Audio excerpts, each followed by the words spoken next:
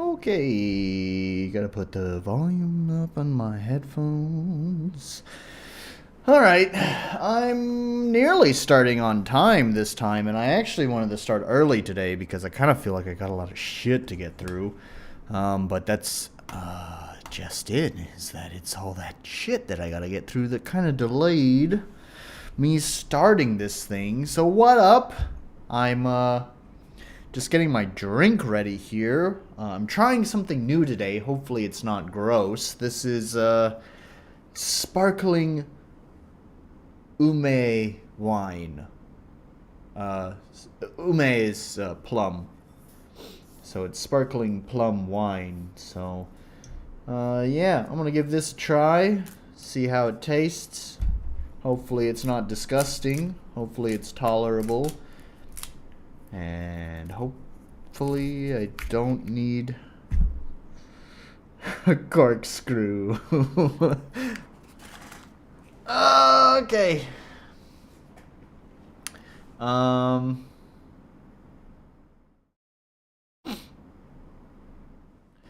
Right, so these things can like just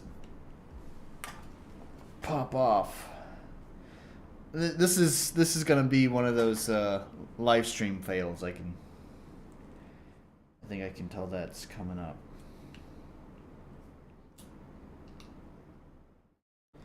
So there's that. Right, these corks are under pressure though. So there we go. No live stream fail here. Not that I'm popular enough to make it into any of the compilations. Anyways, how does it smell? It smells like wine. That definitely smells like wine. It's funny, because, yeah, man, that has a very wine smell to it. Kind of more like a white wine.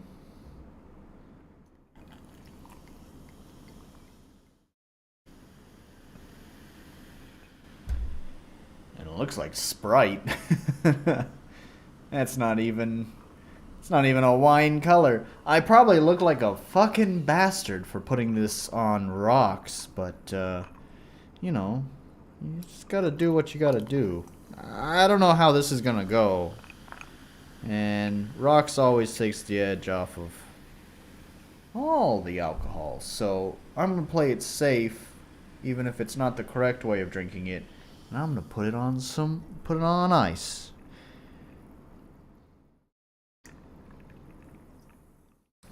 There we go. Put this thing just...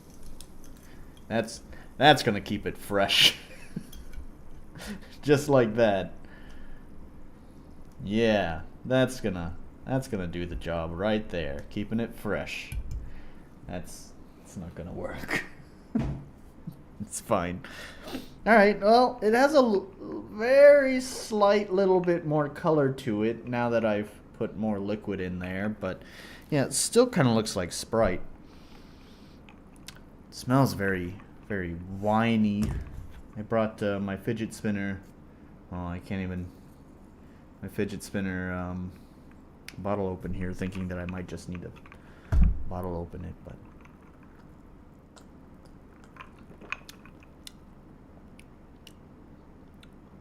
That's alright. It just kind of tastes like sweet wine, really. Yeah, it's fine. I don't know if it's something I'll buy again. It's not something that's, like, really exciting or interesting. But, you know. Yeah, it's fine. So, anyways, yeah. So, today, first, I had finished my, little Unity game. I didn't actually, like, do much work on it, like, during the stream. Also, yeah, we gotta make sure that things are actually gonna work. Yeah,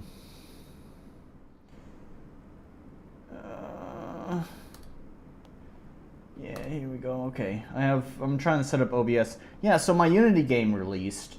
You don't really need to look it up. I posted a video about it on my YouTube channel, and I presume you're probably watching this on my YouTube channel because I think that's where like 90% of my views come from. 95, 99% of my views come from is my YouTube channel. Almost no one goes to my Twitch page at all. So Yeah, I assume you've probably already seen that I uploaded the video on my YouTube channel about my Unity game. And that's all you really need to know.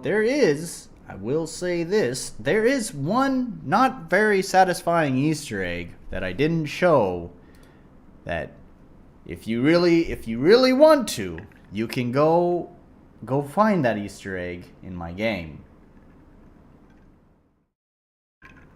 But it's not worth it. Let me tell you that much. So anyways, with that released, I was thinking on what I wanted to do next.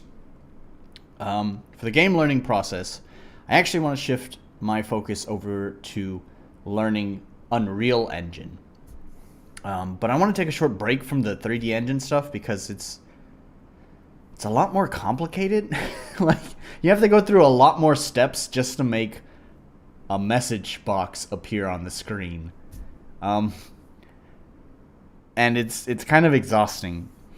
So I just want to take a short break from it. I'm also kind of hoping that the official full release of Unreal Engine 5 will come out between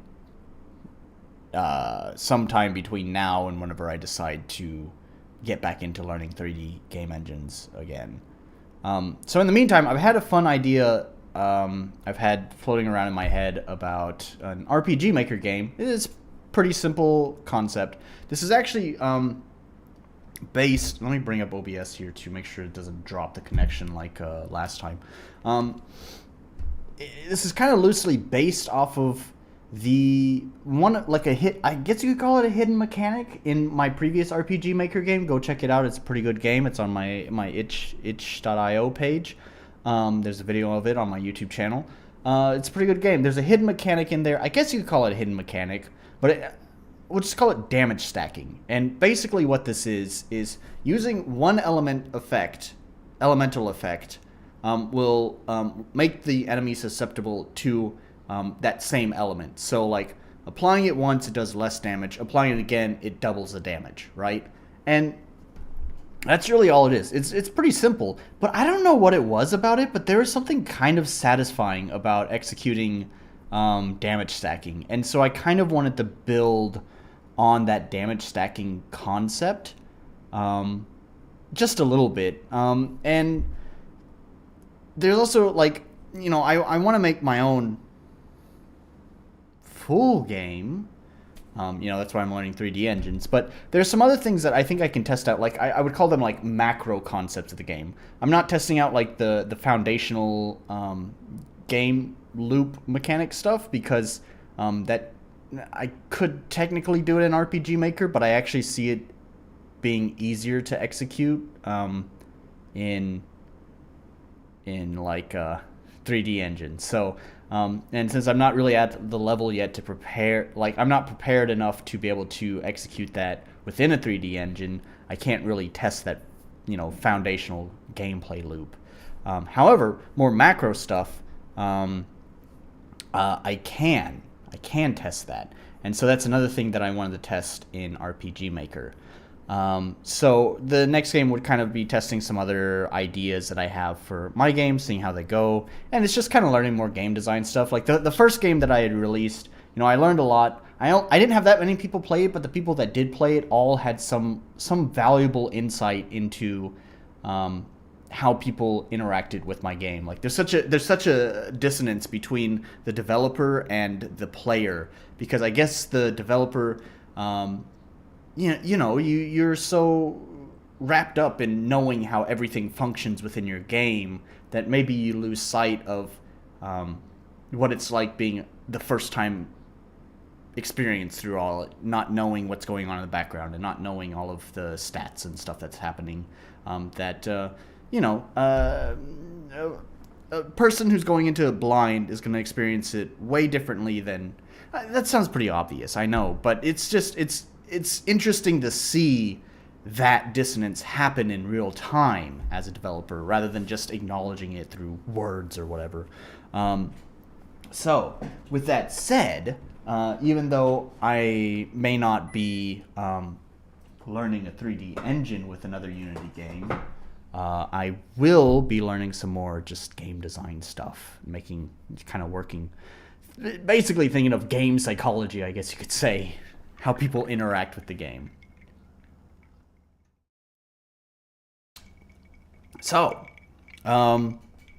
today, the plan is to go into RPG Maker and to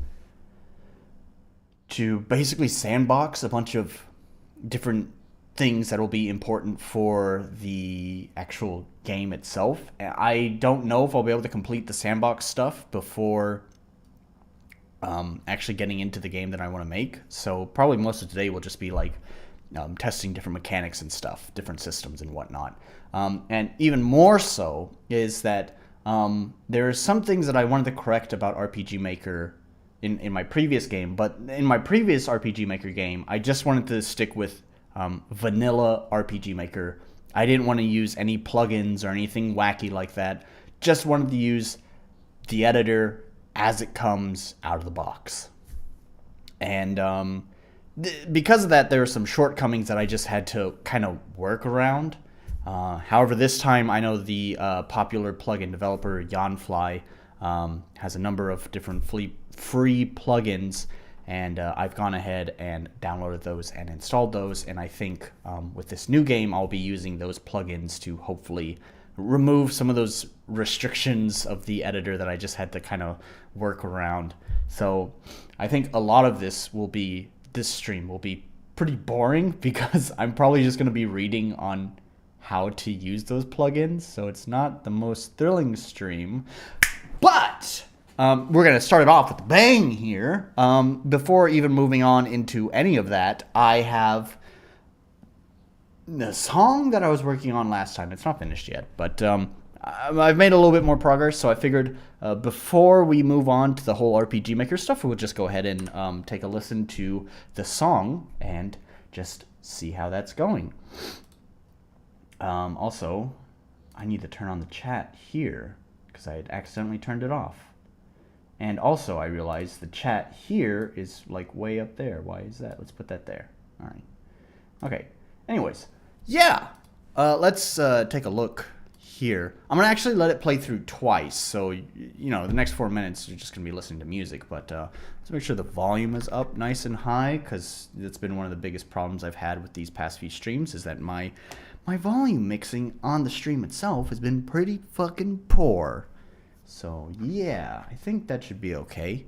And we're just going to let it play through twice so you can really kind of hopefully hear how these things, how it's coming together.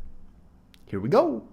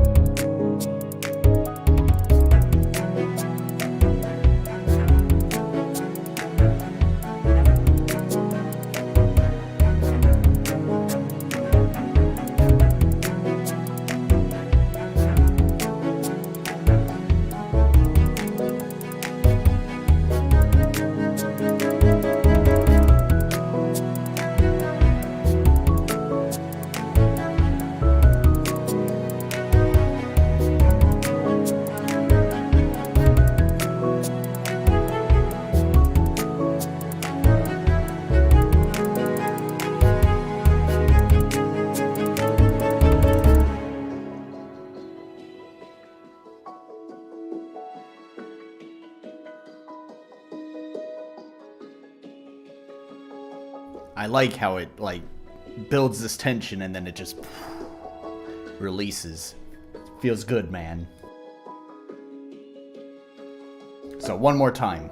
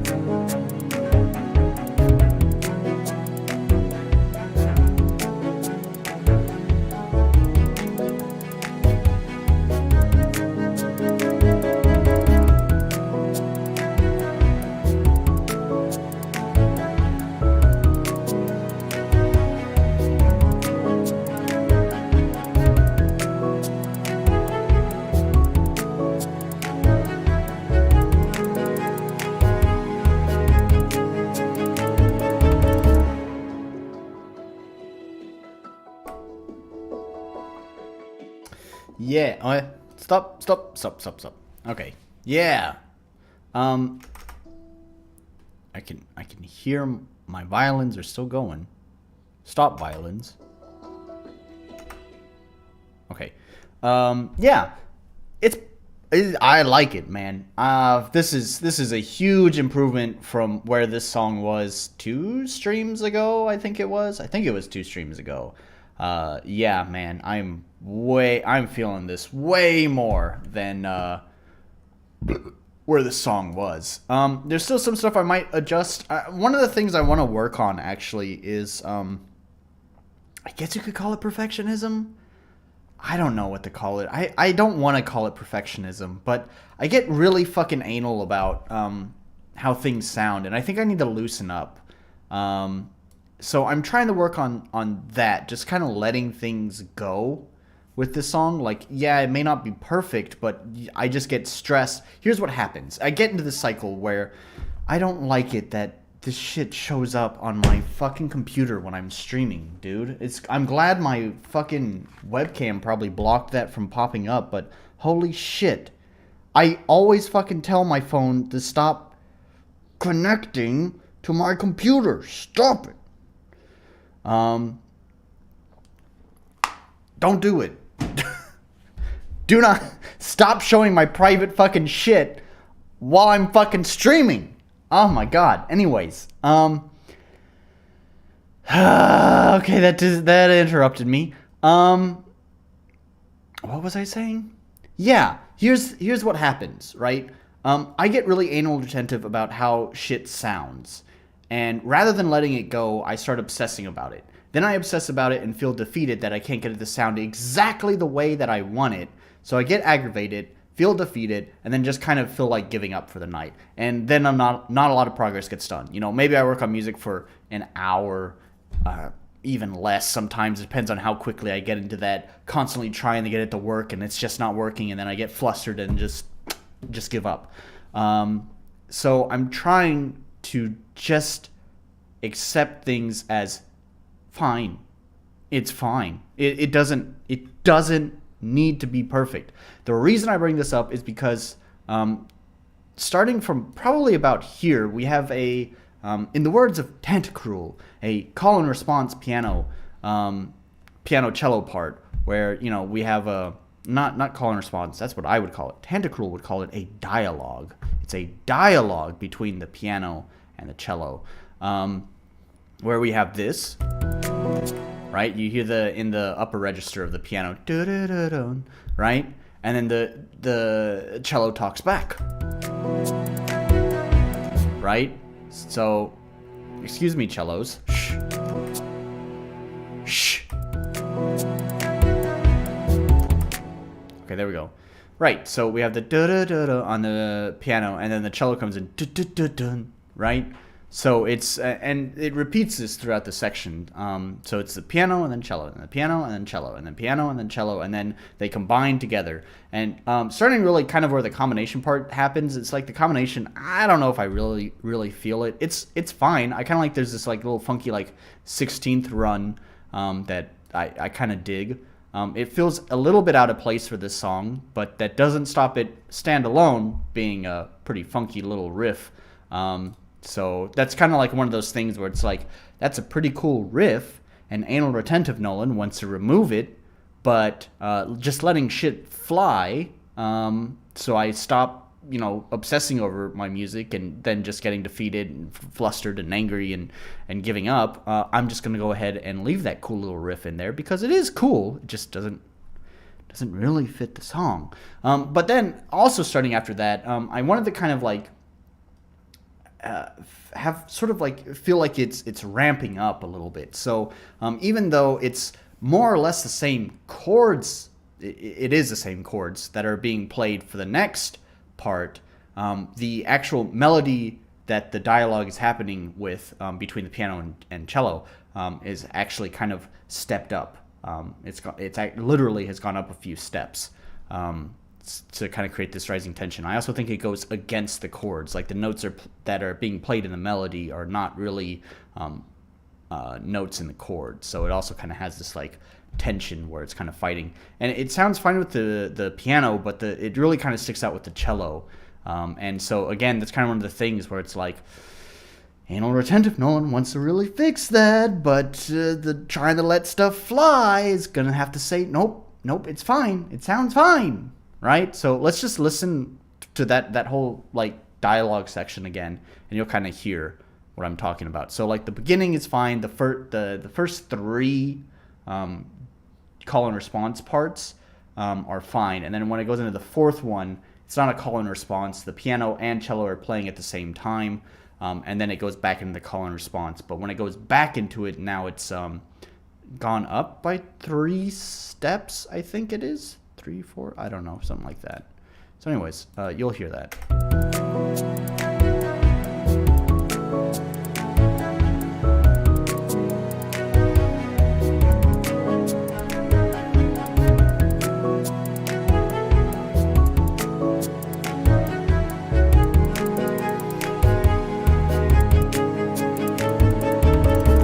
Right?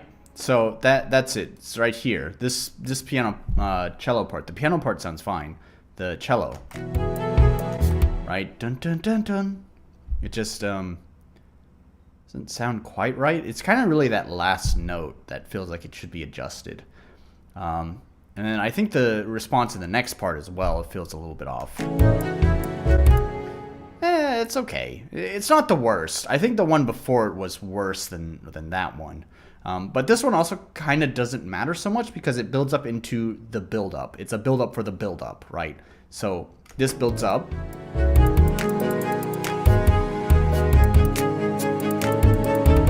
Right? It's this building tension.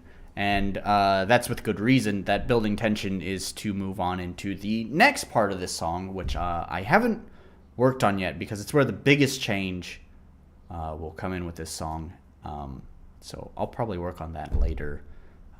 But for now, that's everything. And at least now it kind of sounds like a complete song because we have a consistent idea. The one thing I do like, and I talked about this since the very beginning of the song, even back when I was struggling with it, is that I wanted to kind of have this building up. Like it starts small and gradually gets fuller, bigger, until it eventually just goes into this big swell. And that's what the next part that's coming up that I haven't written yet. That's what this build up is, building up into the big swell, right? So yeah, so far everything's working as I had envisioned, which is great. So I'll play it one more time so you can hear that gradual progression. Most of the progression is not really happening with the melody itself. There is a little bit, but not a lot. Most of it is just adding more and more layers to the swelling chords in the background. So keep an eye out for that. You can kind of see that happening here if you're just looking at my timeline. You can see that we have the Zen string chords here. Eventually we have the Triton strings here. And then we have the many cellos, contact cellos here. So you can see that they are gradually getting added in. So you can kind of see what I'm talking about. So yeah, let's play it one last time.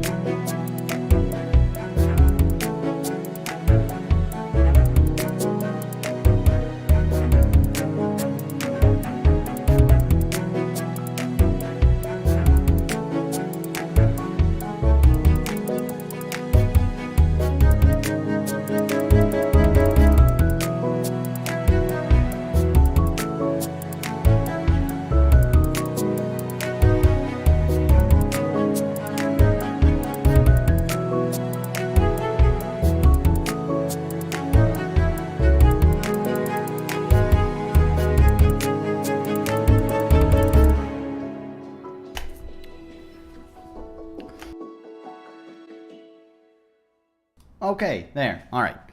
Yeah. So that's the song. But I'm not going to work on that today. Instead, we're going to go over to RPG Maker. And so I'm going to open that up. And we'll take a look at what I have so far. And what I have so far is a whole lot of nothing. So there's not really a lot to look at. But I will talk about the things that I want to do in it today. So let's switch over here. I'm so glad that when I push my hotkey to switch camera, it opens a help menu for me. So yeah, there it is. Oh God, and we got the spam in here again. Oh, I gotta open up YouTube's stupid dashboard thing. It's gonna tell me, hey, welcome to the new live dashboard. So glad you're here, even though I've been to the live dashboard like, I don't know how many times, but more than enough. Oh, the title is wrong.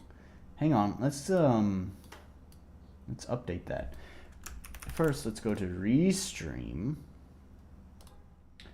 Update title. That's not correct. Yeah, there we go. All right. All right. I should do this every time. Then we'll go to this live stream and remove that comment. Nice. Okay. While I'm here and managing this bullshit, let me just go ahead and delete this. I presume this has to do with the fact that I use Restream, but whenever I schedule a stream on YouTube and I start streaming through Restream, it doesn't activate the scheduled stream. Instead, it just creates a new stream and still has that other stream scheduled as waiting for Nolan to show up. which it's just like, I'm streaming now. It's just, I don't know. I don't understand YouTube. You're jank. Just, I run out of patience for it sometimes. All right, anyways. Spammer comment deleted. Right, so what are we looking at here? A whole lot of fucking nothing, that's for sure. I gotta reacquaint myself with the RPG Maker controls too. Alright, so right now, all that's here is just this river. Because I was trying to build a new jumping mechanic. So let me move this guy here and just demonstrate how I did jumping before. So we're on events. So I'll create an event. We'll just call this Jump East. And okay, again, computer, do not show my fucking messages. Let me put this full screen. I'm gonna remove this. I keep telling it on my phone to disconnect from my computer, and yet somehow, it doesn't disconnect my phone. I don't want you connected right now. I don't want you to do that. Stop it.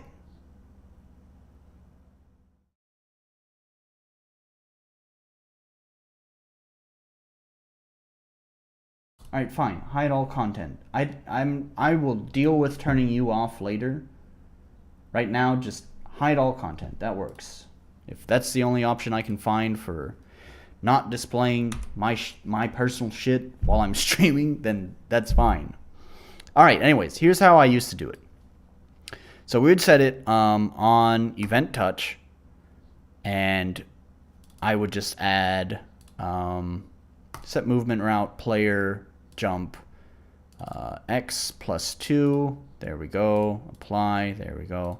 And on the far side, same thing. Below character event touch. Set movement route jump, and now we're going to jump the other way, so it's -2. So there we go. Apply, just like that. So this is how the old jump mechanic worked. Basically,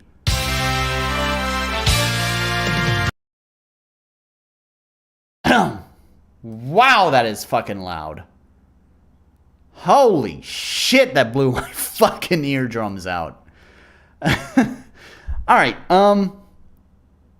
for the time being, let's go ahead and disable let's disable all the sound. I'm gonna change all of these later at some point anyways, so for the time being, we'll just assign none. Yep. That's probably not going to stop the in-game sound effects from being overwhelmingly loud either. So, ha ha ha ha! Is this Unity or Unreal? This is totally Unreal. Can't you tell? Unreal is super great at doing 2D stuff. Haven't you read? So here's how the old jump mechanic worked. I just used Unity hotkeys.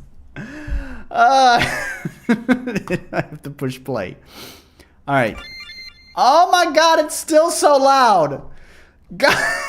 All right.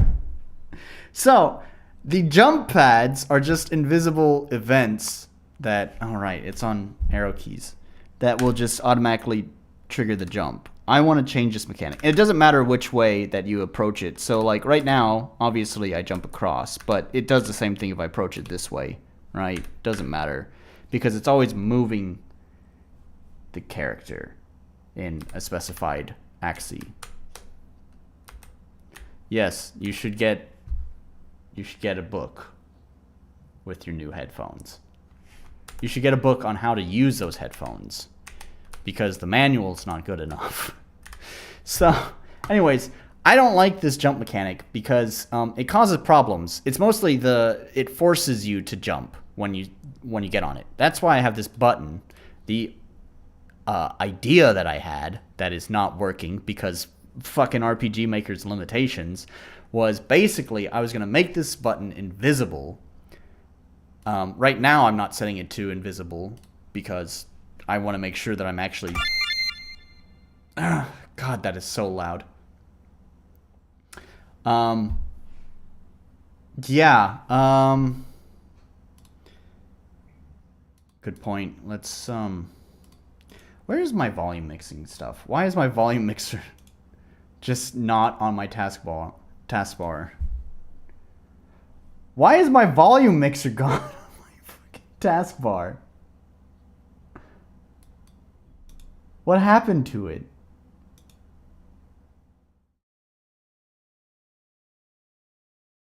Open Reaper? Why do you want me to open Reaper?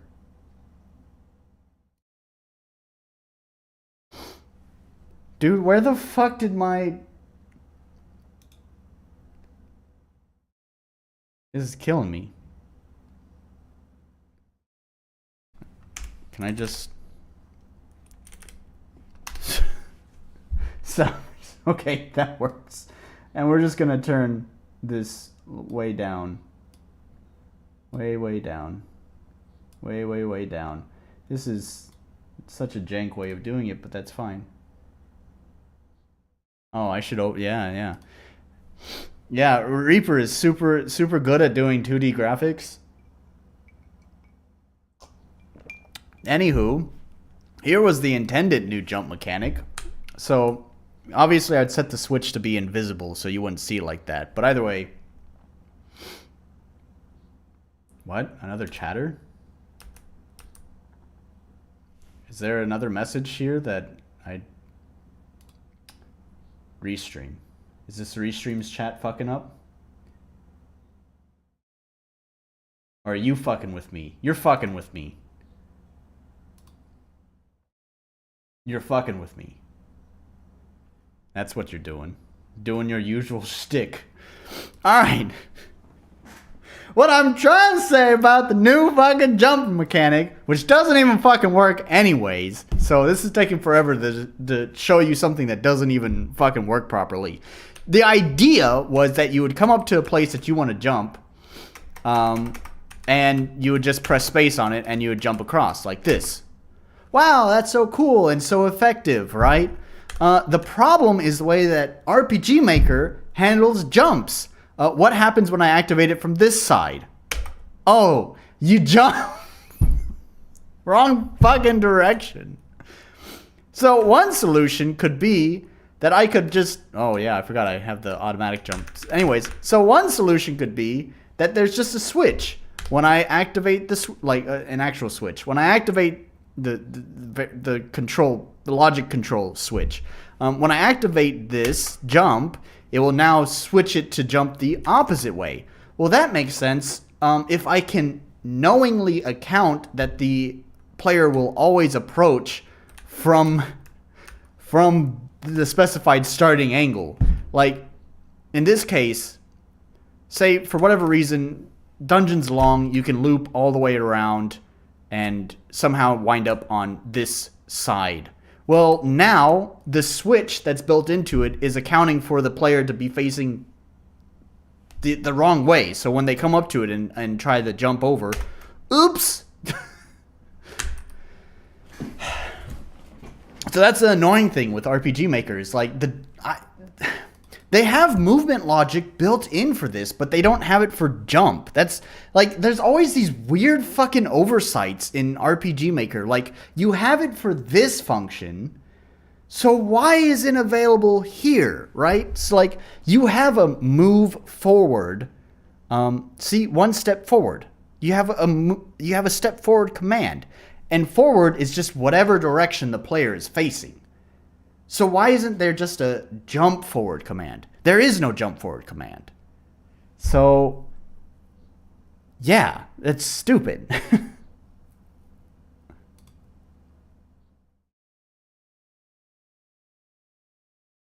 So I don't know how to do a better jump mechanic.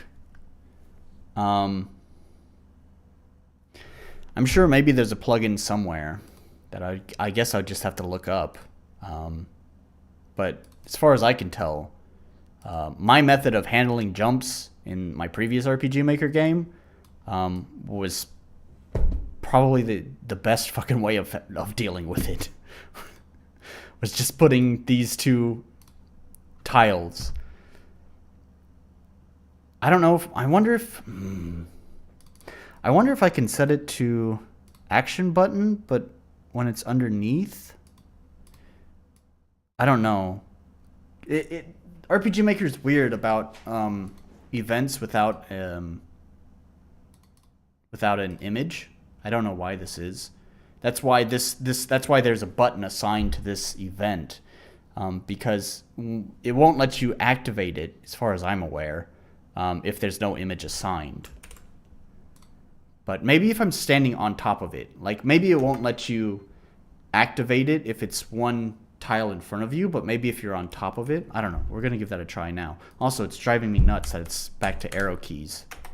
Oh hey, that works.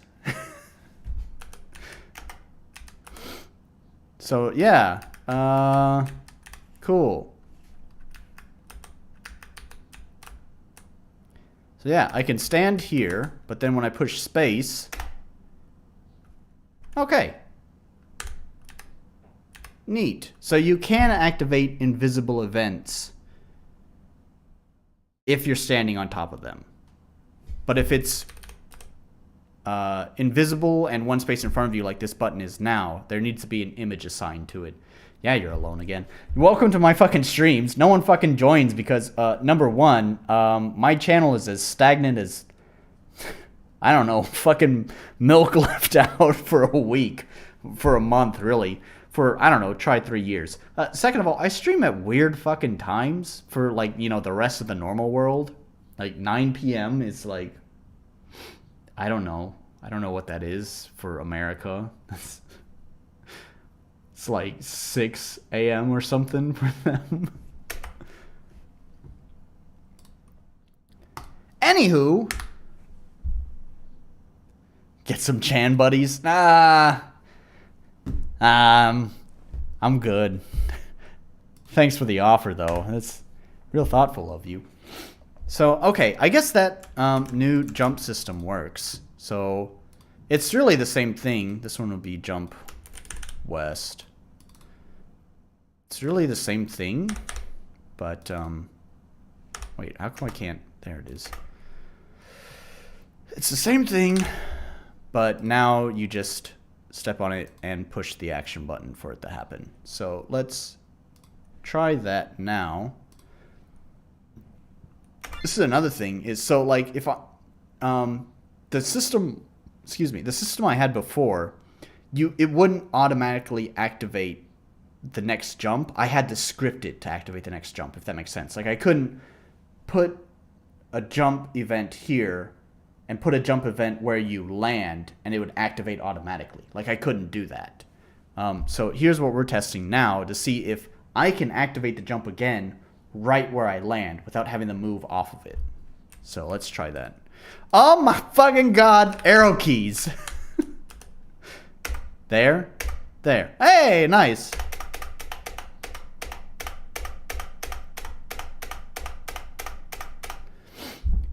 See, here's the thing that I like about RPG Maker, right? After finishing my little Unity game, you can get into just starting to like test shit out much faster than 3D engine. Or probably even 2D engines. RPG Maker is just, you know, it's so specific in what it can do that at the very least, as much as I hate the limitations, at least it gets you right into just making a game. Because just getting some shit to work in Unity takes forever. Just getting messages that pop up on the fucking screen is not the quickest process. So, anyways, alright, cool. New jumping mechanic figured out. Nice. That was one of the things I wanted to do.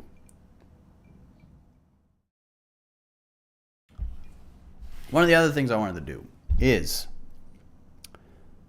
I've never used a shop NPC. I wanted to try using a shop NPC. So I do know that they are tied to events. So let's put an event here and put an actor on it. Let's just get got any like merchant looking guys?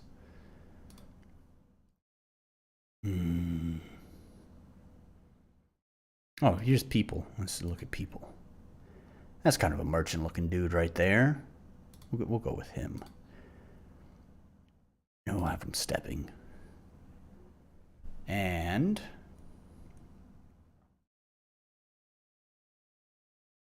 for now, I think there's just an open barter screen or something like that.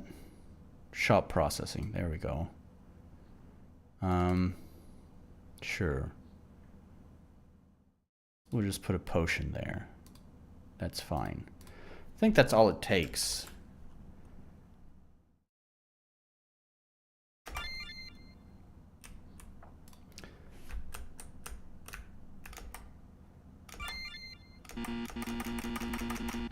Yeah.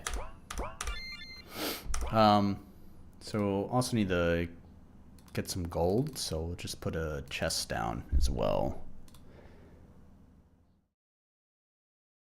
Oh, wait. Yeah, discard. I think there's a quick event. Yep. Treasure. And do this one. Gold.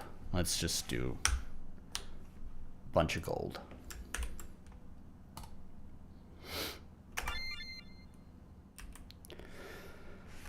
Whew.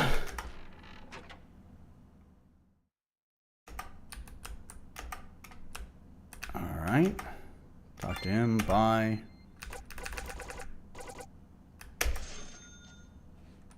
Yep. That was pretty simple. Pretty straightforward. Not too complicated there. However, I do want to try something else now. So what I would like to do is basically, like, you could consider it like a shop that's leveling up, I guess you could think of it that way. So like after certain events, the supplies in the shop will change. So let me set an event that will trigger that. Let's just have a guy here that I guess you'll talk to. How about this priest-looking lady? That's fine. Stepping. And we'll just show some text. We'll just say, blessed be the shops. Blessed be consumerism. Excellent. Let's see if she has, I think she has, I think that's hers, maybe, I'm not sure. Yeah, I think that's hers. All right. Excellent. I think that's actually a guy. I don't know, is that a guy or is that a girl? Doesn't really matter, but kind of hard to tell. Bit androgynous. Doesn't matter. All right, and then with that, we'll control a variable.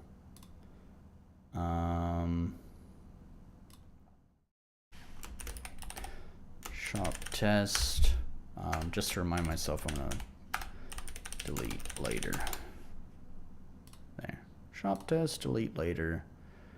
Set it to, I'm gonna set it to 2 actually.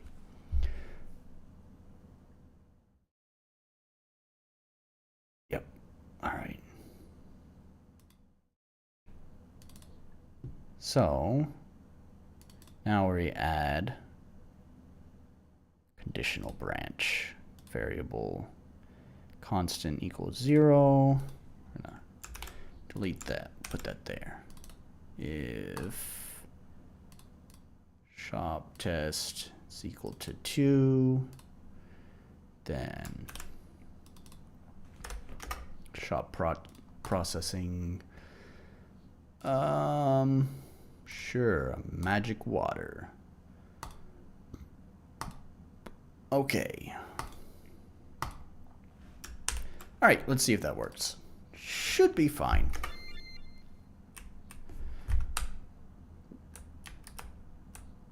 Oh yeah, new jump mechanic is not automatic. All right, right now, just potions. And then we talk to her, or him. That should set the variable. And then we go back over here. And he has it. Hooray! I don't know why that would not work, but you'd be surprised.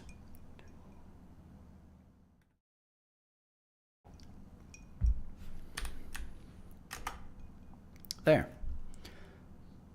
All right.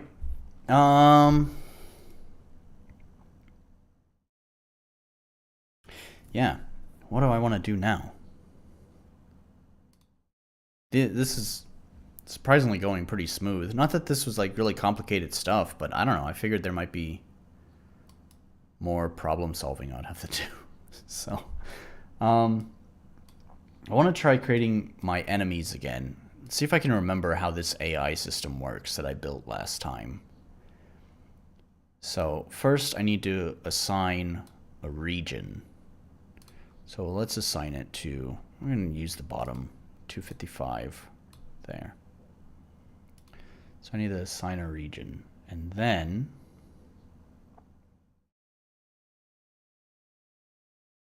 let's see. Fuck. How does this fucking work? I need to get the coordinates of the event. So let's create the event.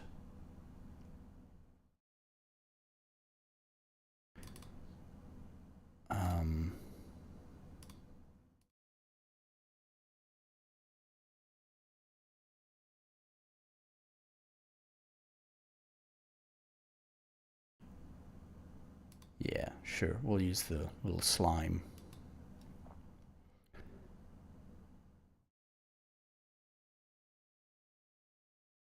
Random. Event touch? Is that what it was? Was it event touch? I don't think it was event touch. I think because... Ah, fuck. How did I set this up?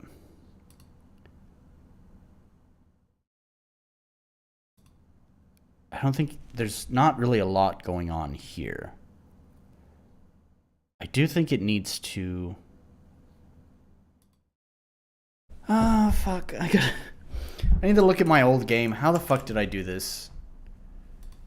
This thing took forever to fucking figure out.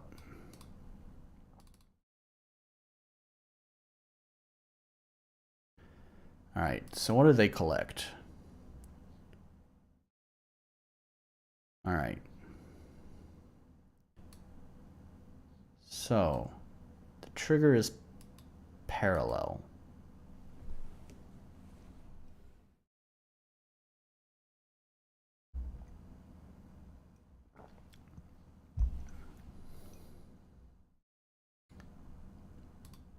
And this is the AI controller, I think.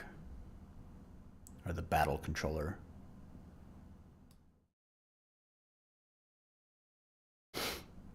Yeah.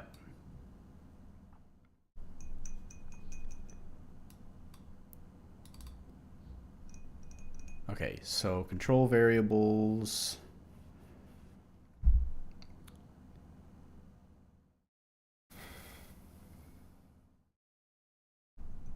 Control variables.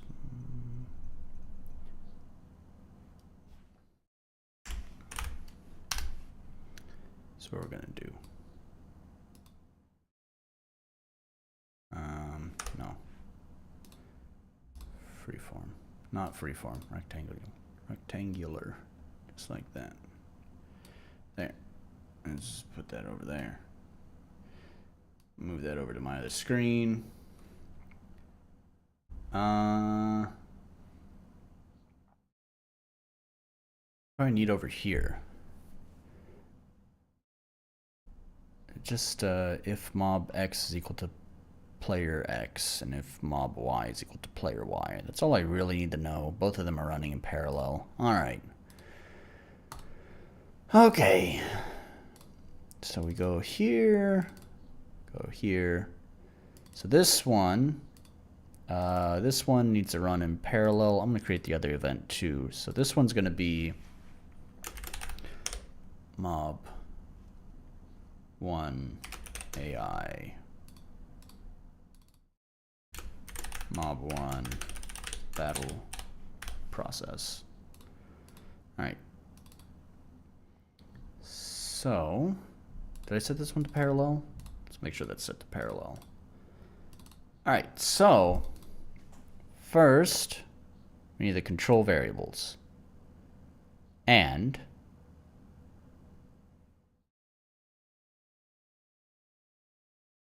right, okay.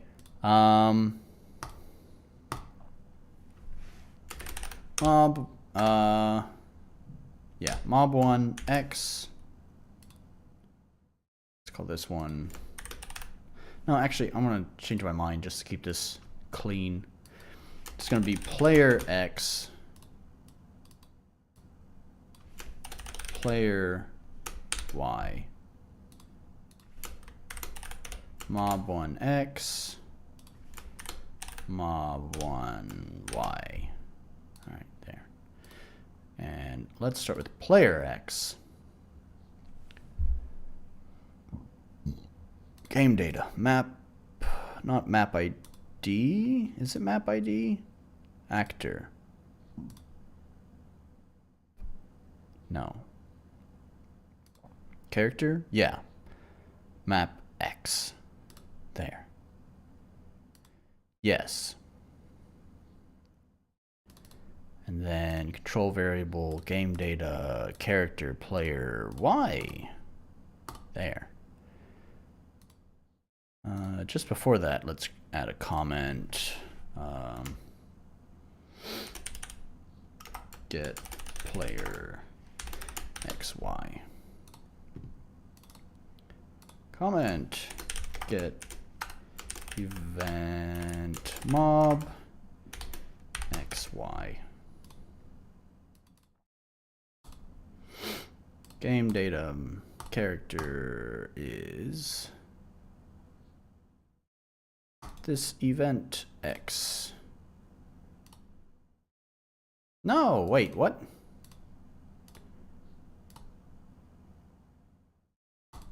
Mob X. God damn it. Alright, let's try that again. Mob X. Game data. Characters. This event X. And Mob Y. Game data. Character. This event Y. Okay. There.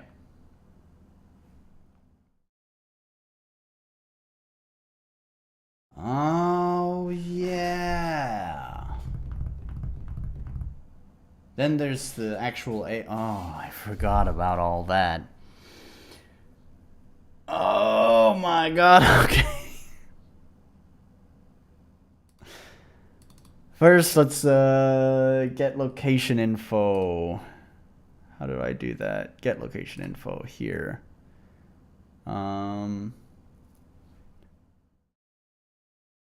Oh, right. I need to assign player region ID.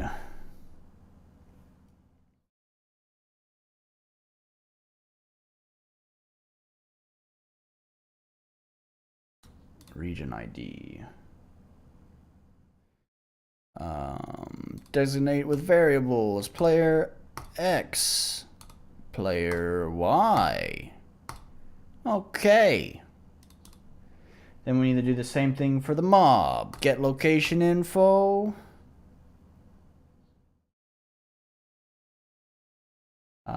This is going to be mob 1.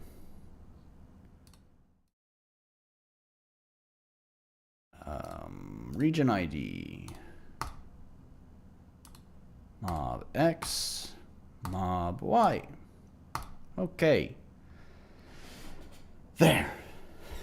Now that it has that information, now we can assign how it moves. I need to create a variable.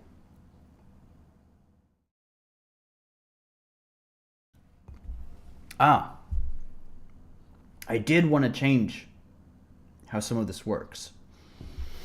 So, in my previous game, I made it so that way the monsters basically cooled down. So you'd touch the monster, you'd fight the monster, then the monster would enter a cooldown state.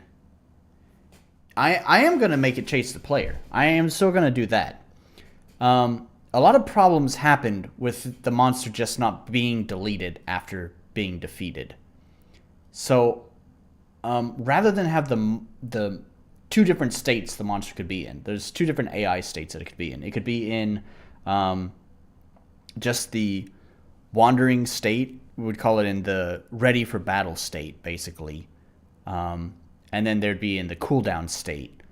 And switching between these two states, I'm just not competent enough, and I don't even know if RPG Maker, within the confines of, this event commands system, can really handle that kind of thing very well, and lots of problems just came up with that. So, to save myself a lot of headache, and I know you and D7, the guy who streamed my game, he just didn't like the respawn or the mobs on cooldown. I'm just gonna get rid of them. I guess there's a reason why. All right, there's a reason why I like the mobs being on cooldown rather than being deleted, and that's because they start to feel like a checklist, and I don't want players to feel like they need to kill every single monster to be efficient, like to make sure that they're getting all the XP. Well, it'd be nice to have them just be deleted temporarily and then come back after a set amount of time. But the game's timer system is so fucking borked that that's really where a lot of the problems came in, was using that timer system to control the cooldown. First of all, there's only one timer, so God forbid you tie anything else to the timer. You're also like, it was frustrating.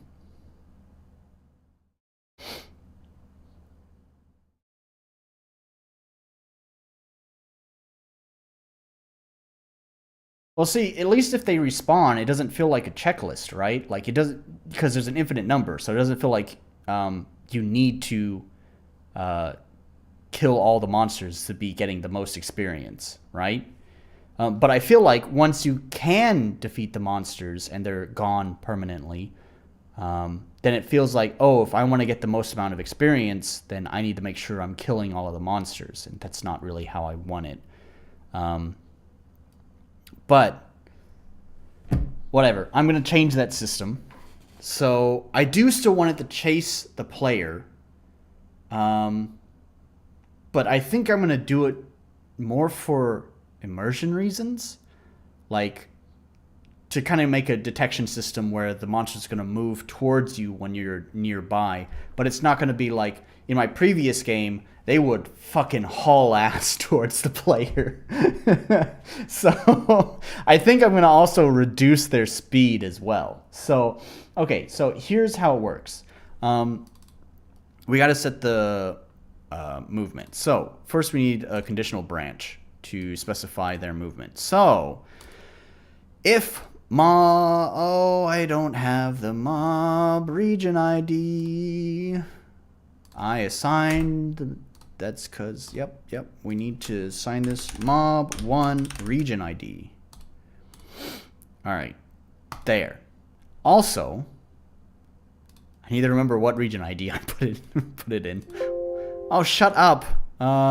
Let's see. It's 255. Okay. So we do the conditional branch.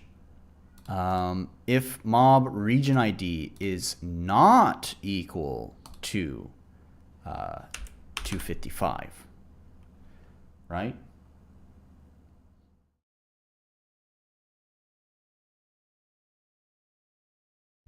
Yeah.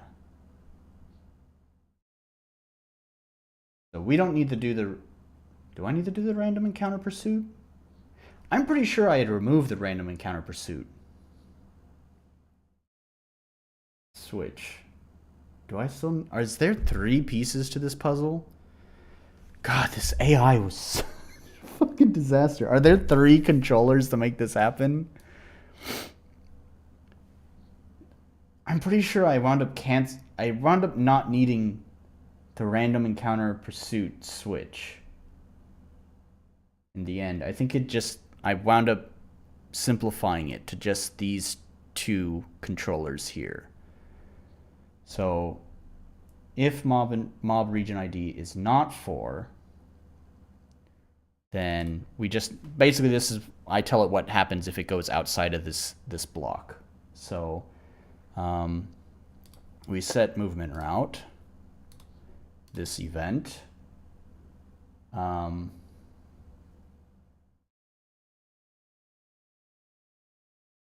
See, this is another thing. I wish RPG Maker could... I wish I could define like a home.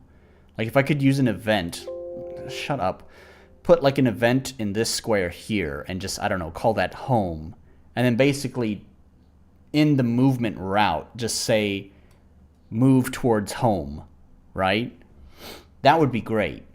But that's not here. So instead, I kind of have to just guess how it got out of bounds and hope that whatever I tell it to do gets it back into bounds. So we're going to do 1 step backwards.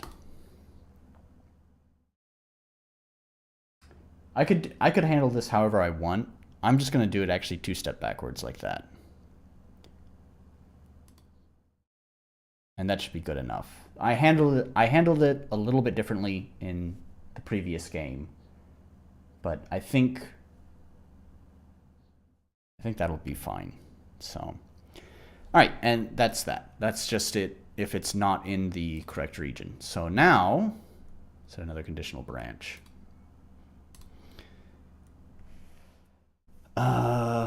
Now, if player region ID is there, if player region ID is equal to 255, set movement route, move toward player. Okay, that's it. See, this is where I would control the speed. I can change its speed here too, but for now, let's just leave it like that. And then we need to set the logic for the neutral state. So this is if it's out of bounds. This is if the player is in bounds. But what if it's not out of bounds? And what if the player is not in bounds? So we need to set that conditional branch variable mob region ID is equal to 255. Set movement route, this event. Also, I think I made a mistake on the movement route of the previous one. I'll fix that in just a moment. Move at random. Oh, one thing I need to set is remove the wait for completion. That'll fuck things up. Here, this one is set to player. It should not be set to player. There. Okay. I haven't set the battle processing, so nothing's going to happen.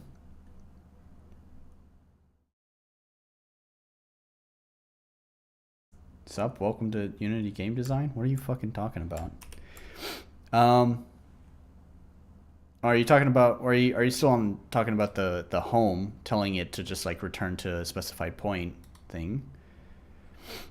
All right, anyways, I haven't configured the battle processing yet, so nothing's going to happen. It'll try to get on top of me and then nothing. But, oh, someone joined. Yes. So is it going to move towards me? It doesn't seem to care.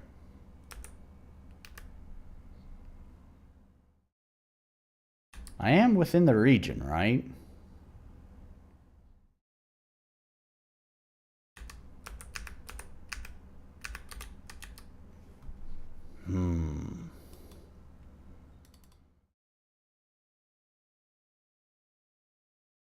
Ah.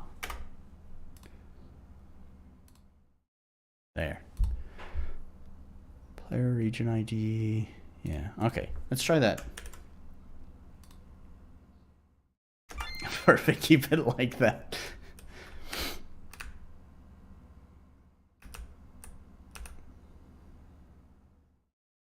Still doesn't seem to care.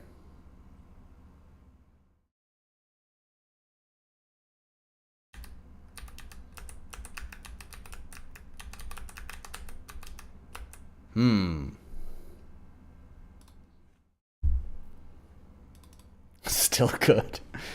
What have I fucked up here? Player X is equal to map X of player. Player Y is equal to map Y of player. Player region ID is player region, or is region ID player X, player Y. Mob 1X is equal to map X of this event, right? Mob 1Y is equal to map Y of this event. Mob 1 region ID is region ID, mob 1X, mob 1Y. So, what's going on here?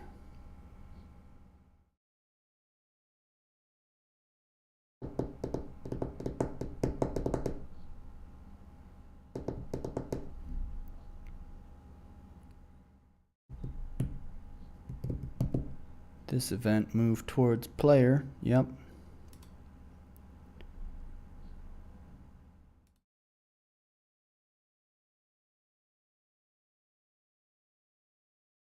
So if I just apply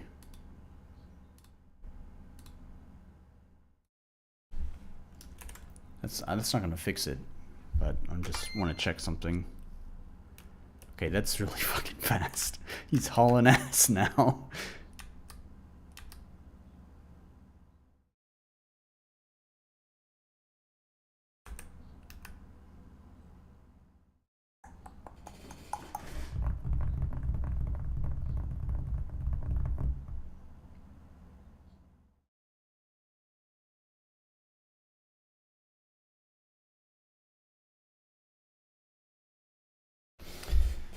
What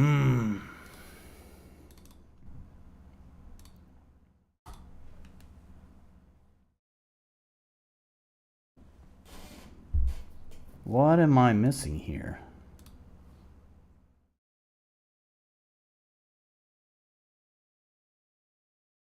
I don't have the random encounter pursuit switch. Do I need to go back to see what the fuck that switch is for? I think I need to.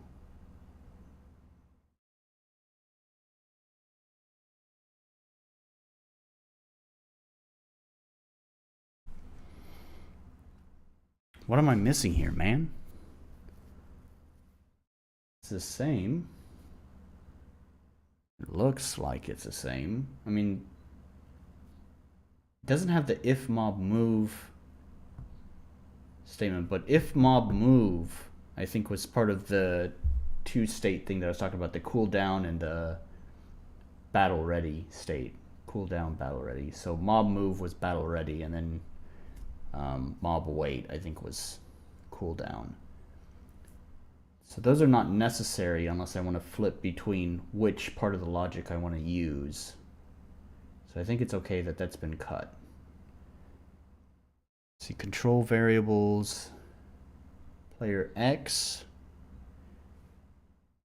Yep. Control variables, player Y. Yep. Player X, player Y, player X, player Y, yeah. And it is get location info, yeah. Okay. And then for the monster itself, it's running parallel. That's how it should be. I do have it set to stepping. I don't think that's necessary, but I'm going to do it anyways. Mob 1X, map X of mob 4. I specified I didn't use this event. I wonder if that's it. It seems really silly, but I mean, it's RPG Maker after all. Things that should make sense don't. So maybe I need to specify, because that's how I did it here in the other one. Is I didn't use this event. I used I used the specific event. I feel like that's not going to be it, but whatever. Let's give it a try.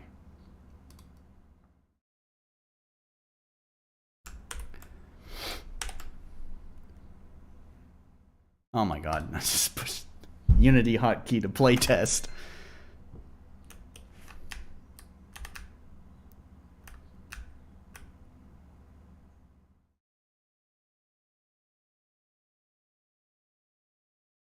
He seems to have no interest.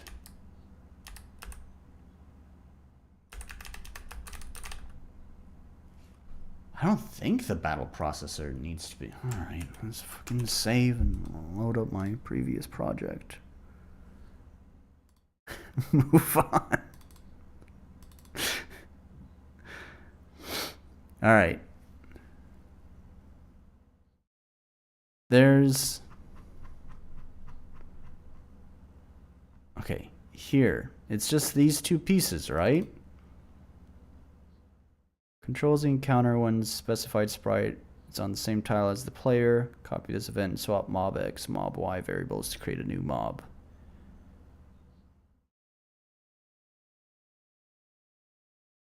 Yeah. And this is just battle processing. When both events, the player and the event, are on top of each other, it triggers battle processing. Here.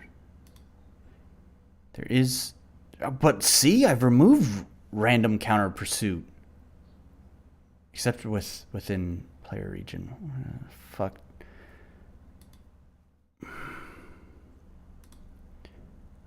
What is a random counter pursuit? Is that a common event?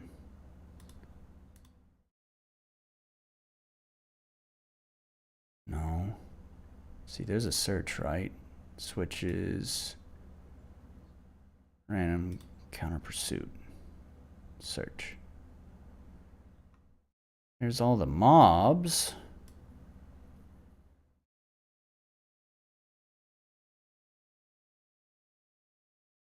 Okay. Does this control it?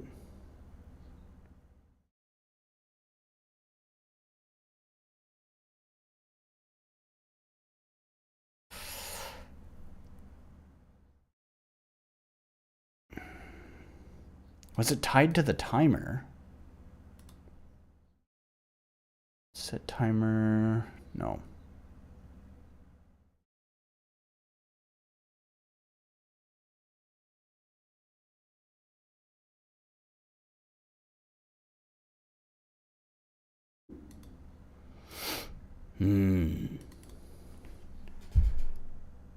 So I left it there. I didn't remove it here. See, I'm pretty sure I wound up coming to the conclusion that I didn't need to use random encounter pursuit. I'd simplified this. Let's go to the next, here, where I started working even more on the AI. Okay, no, it's still using random encounter pursuit. What is random encounter pursuit?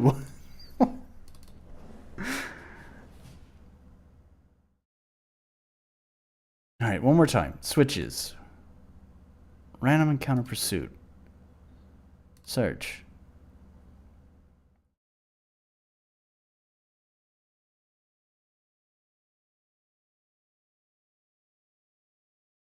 It's tied to the encounter, I think is...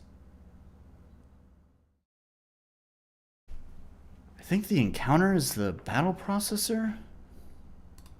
I wish I used better names. Yeah, the encounter is the battle processor.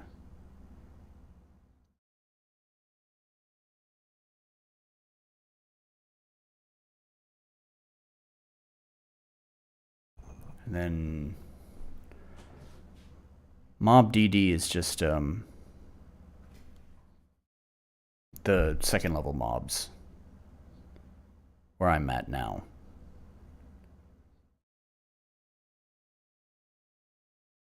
So I had some controllers that I put like down here.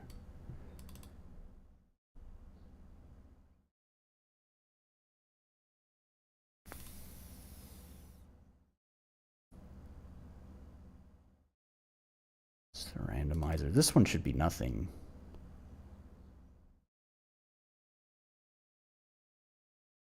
Yeah.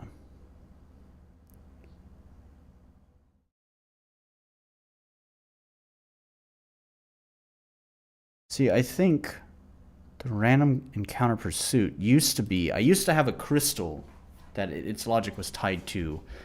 So it would... I don't remember exactly how it worked, but like when the monster was pursuing the player, it would turn on this crystal, and that crystal would tie into the AI system somehow. But like I said, eventually I found a way to just simplify that and just outright cut it. So I'm pretty sure that's what random encounter pursuit is.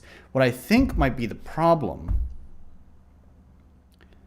is that I need an event like this that's just tracking the X and Y of the player, and it's not tied to the enemy. Maybe that's what it is. Because I think that's how I did it in here. Where am I? Miscellaneous. Yeah, here's that crystal I was talking about. Yeah, it's using the random encounter pursuit.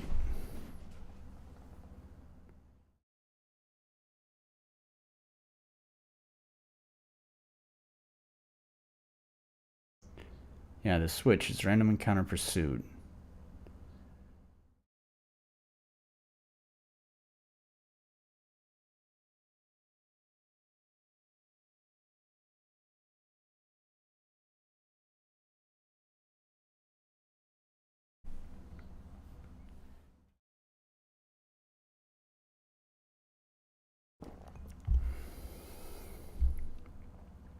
What else do I have here?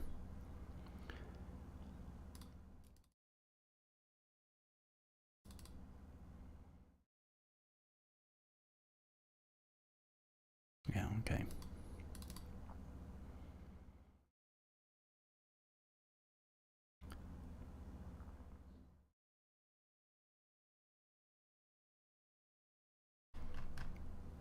Right, okay.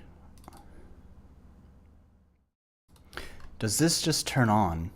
No. I'm pretty sure these events here, the battle processor, is just a copy of this. And if I remember correctly, I think the random encounter pursuit would basically turn on the battle processor. Are you winning, son? No, I don't think so. I'm getting steps closer. I'm gonna jump back to this game here. All right, and I think what I'm gonna do is we're gonna just create an event here that will just collect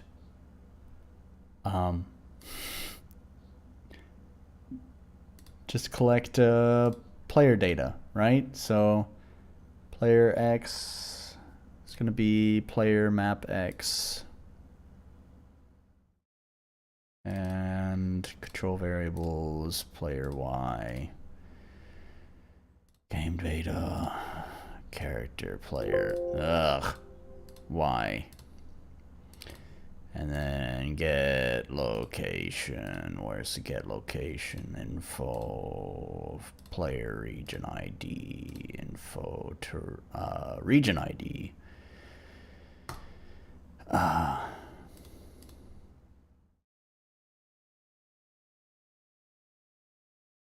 Player X, player Y. How is that different from the other one? I don't know, but that's how it's gonna work. Just to make sure that it's there, I'm just gonna assign something to it. Let's assign this fancy fire to it. Yes. Let's do this one. It's gonna be like a raging fire just over here. Set to stepping. Alright. It's just a raging fire right there. And then we save and we play. And I have a feeling that's not going to fix anything, but hope springs eternal.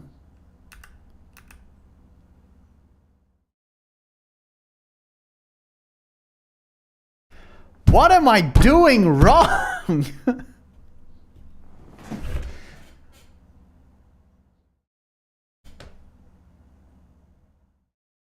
I don't understand.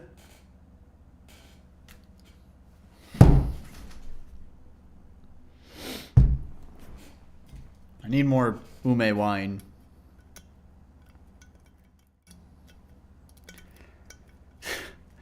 Just as I was saying that there's not as much bullshit in fucking RPG Maker compared to Unity. It's still true, but fuck!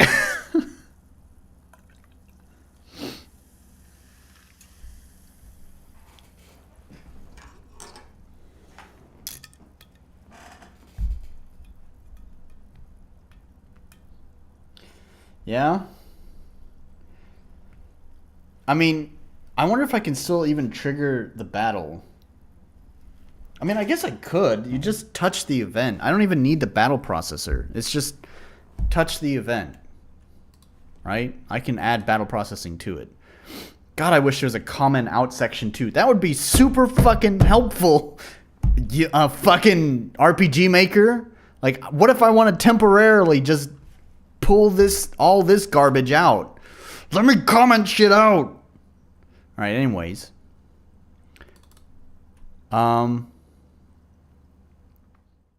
Yeah, I can just set it to...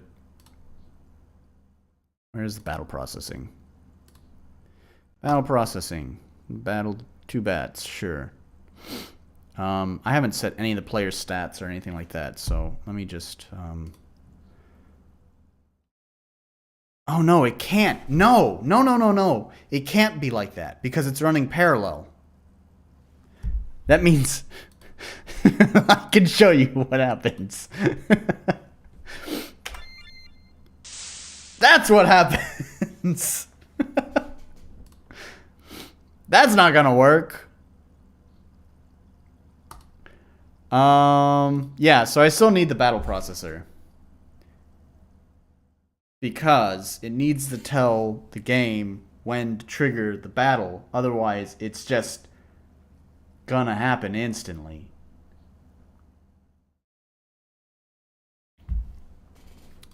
Actually, do I need the battle processor?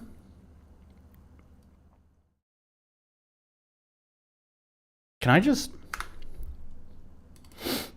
add it here? Just additional branch, not switch. If player X is equal to mob X, and add another conditional branch. If player Y is equal to mob Y, then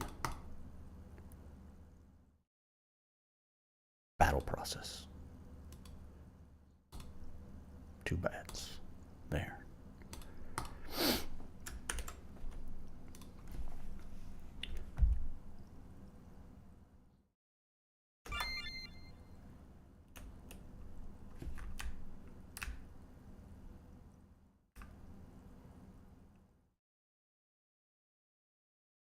Can I, hello? Hello? All right.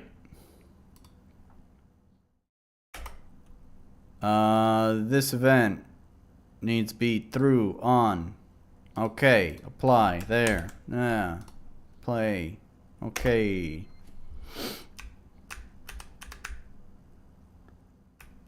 All right. I was able to step on him, which means, hey, there it is. So why is he not pursuing me? Did I assign it to the wrong thing in the movement route? It's set to this event. All right. I don't know why, because the through, the battling and the through should not work if any of the variables are fucking up, right? So why is it not? Is this just RPG Maker being fucking weird? Let's just assign the movement around of mob 1 instead of using this event. See, the annoying part about using this specific event is that I can't just copy paste it, right? Because at least with this event, whenever I copy and paste it, it knows that it's talking about, well, as it implies, this event. But if I assign it to a specific monster, then that means every time I copy the event, it's only going to be controlling this monster. And I'll have to go back and manually change it to the specified event. And let me fucking tell you, this list of events gets nightmarishly fucking long. So, I don't like having to scroll through that. But for the time being, let's just see if that fixed it. It's not Control P. This is not Unity.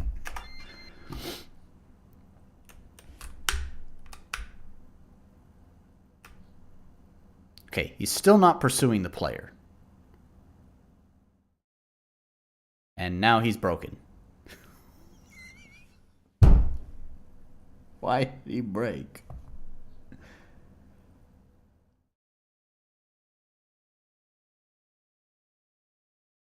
What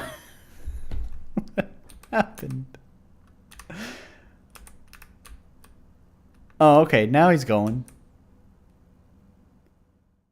Who does he think the player is? Who is the player? It should just be this character, right? Because if I go here, set starting position of player, right? What is happening with the logic?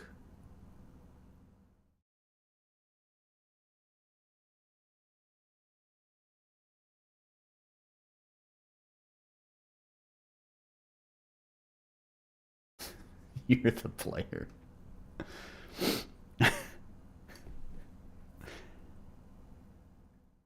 Oh. Oh.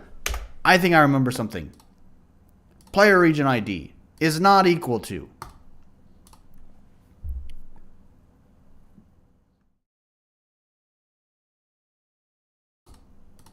It's not here on my screen because here, let me bring my snipping tool over.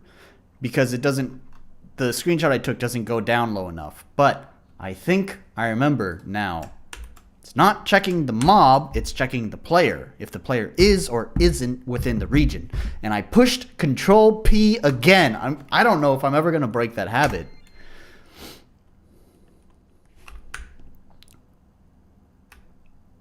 And he broke. This is why I wish there was a home. Why did he go outside of the fucking region and break? Where are you going? Why does it stop when I'm in the region and then...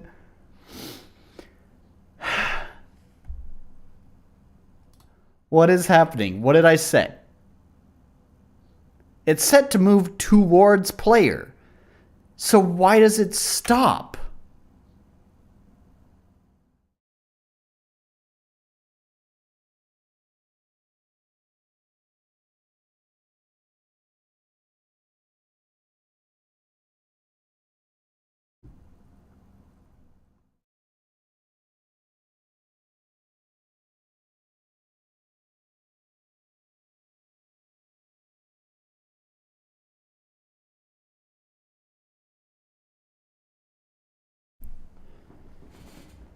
But who's the player? Who is the player? Should just be fucking Fiddle. The PC right there.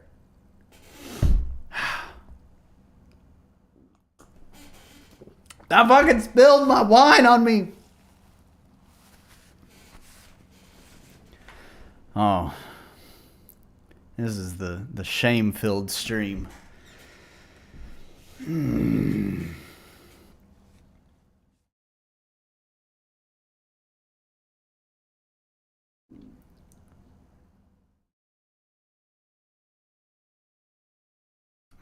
Should begin by editing the registry in Windows. Yeah, that's gonna fix the problem.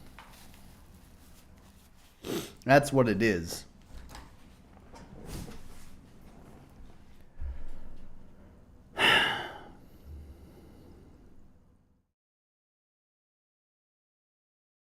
All right, so first, we're gonna just confine him for a bit. I mean, he can still escape, but you could still escape through here, but that'll reduce the chances of that happening. Double check, it is 255. Okay.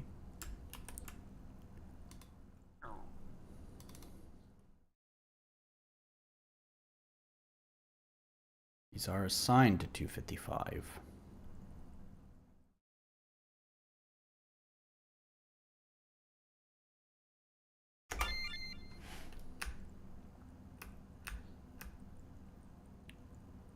Look, he fucking stops dead in his tracks the minute I enter.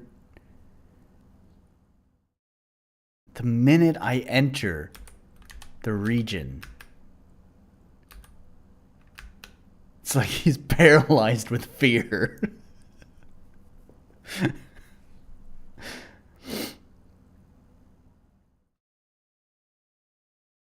Why? Why does he stop?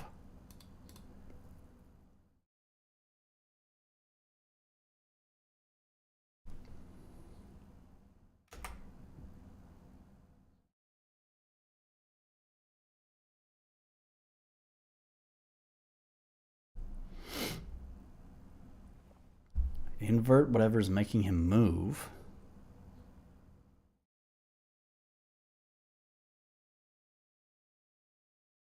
What would I invert?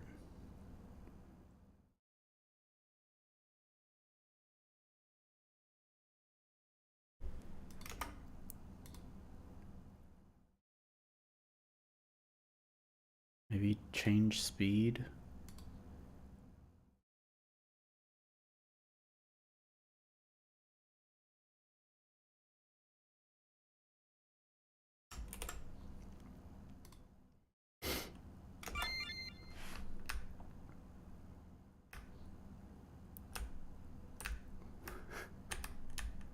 He's paralyzed with fear. The player has come. Oh, and through is not on anymore. I can't go through him. Huh. Is it because both of them are collecting? Once again, it'd be nice if... Goddamn... Fucking... Why is it? Is there a test? Oh, that's pretty neat. Oh, I didn't know that. Anyways, why isn't there just like a comment out or something? Ah! Alright. I think what I did is I just put like placeholder. Oh, shut up. I just put like a placeholder like this. Just a do nothing event. Go here. Just cut that. Just hold that for me for a bit.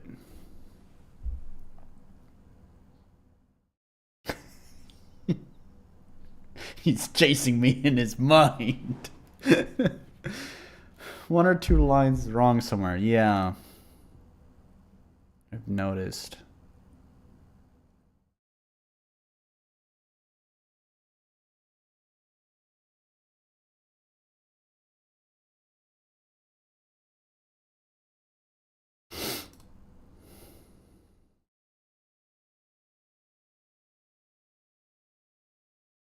How did this fucking jank work in my other game?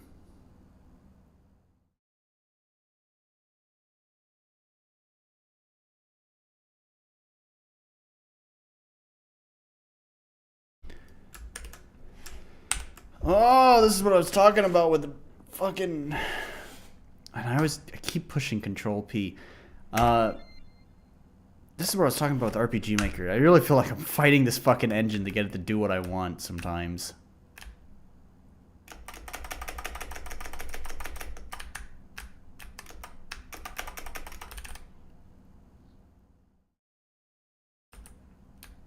He's computing my location. Alright, if I stand still, eventually he'll find the solution to my X and Y coordinates.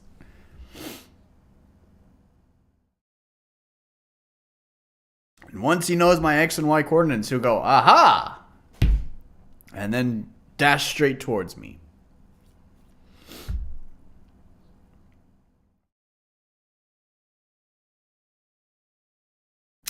He's not gonna do it.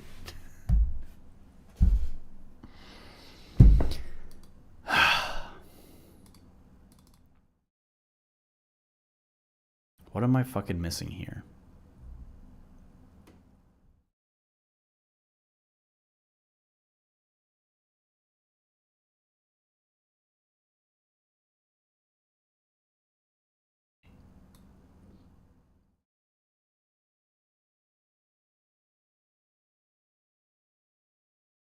They are all 255, right?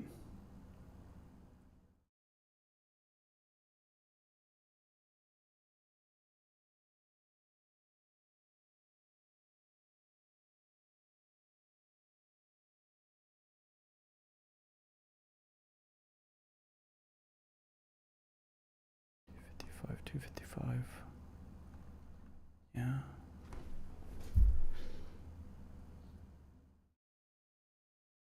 All of the movements are set to skip and wait. I don't think that's relevant at all, but might as well just set it and make sure that it's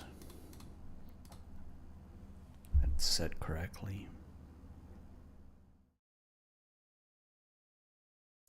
So this has actually gotten worse, because we did... I don't have a... You're seeing all the logic right here, buddy. Like, the only switch that makes him freeze... There isn't anything that sets him to freeze, right? Like, when the player is in region ID... Let's see. Mob... Can't see the potato. Okay, alright. Hang on. Let's set up a new OBS profile that's zoomed in. It's not that one. Here. Let's do this one, and we're just gonna, like, yoink this way. Oh. What did I expand? I didn't expand the right thing. It's just yoink this way the fuck up. Yeah? Okay. There. Yep. Is that fine? Hang on. I gotta grab this corner down here. There. There we go.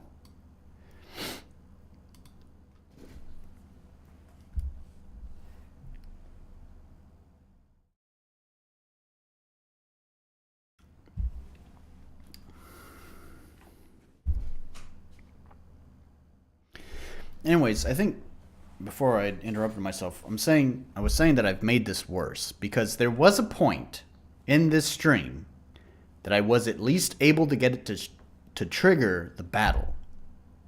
Like, it might not be moving towards the player, but at least the battle triggered. So, I think I need to put these back and not set this one.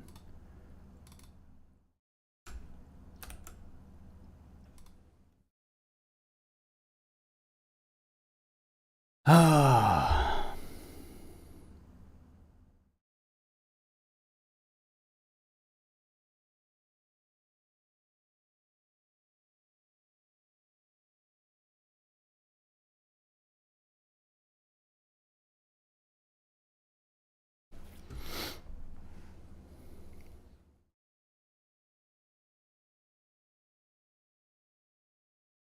If you're inspecting my code, then pause the stream because I'm about to close this window and just test it. Just, I don't know, pray and hope that it works.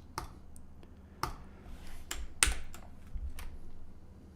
mean, I push Control P. I'm never gonna break that habit.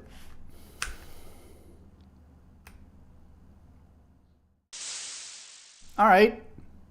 What did I change? What did I change?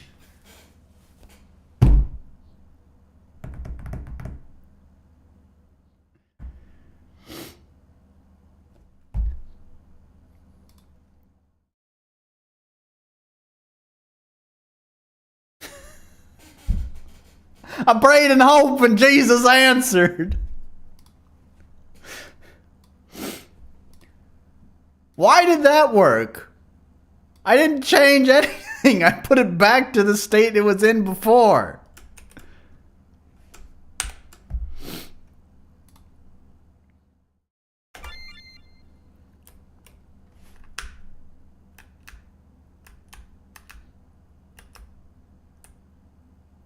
Yeah, he's RPG Maker! Alright. We know this works. I'm going to try flipping some of these specific events to this event. So hopefully I can just copy and paste it. Unless RPG Maker wants to be RPG Maker and give me some shit. But let's try that before I change any other ones. See if it's gonna fuck with me or if it's gonna work.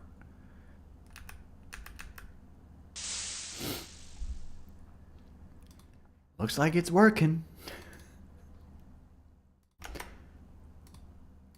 Let's flip these to this event.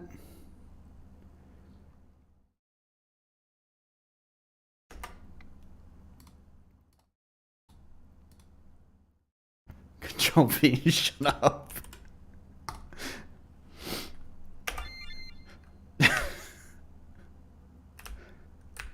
Still working. What did I do? I don't feel like I solved anything.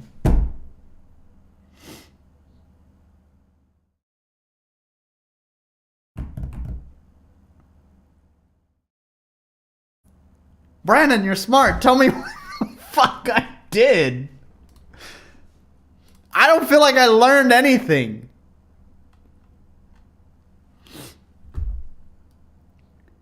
It wasn't working, so I tried something different.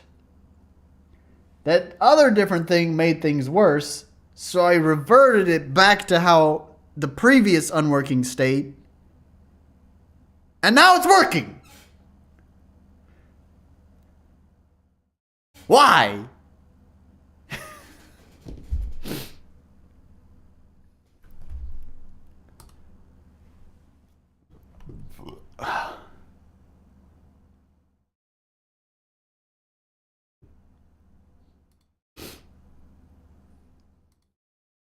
Are you saying because I zoomed in, that's the reason? So now that I've zoomed out, now it's not gonna work, right? That's what you're saying? I was about to laugh if it didn't fucking work. No, it's working. I don't know why. I still don't know why, but it is working. So let's just put like a barrier here. So he doesn't, like, I don't know, escape. He could still escape some, but I'm just going to kind of try to restrict him just a little bit. Just to kind of, I don't know, prevent any runaways here.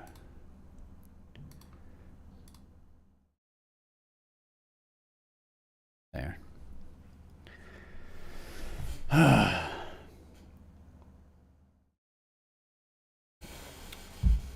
All right.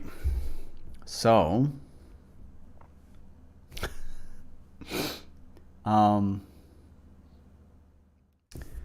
yeah, all right. That worked. I don't know what it was that worked, but it worked.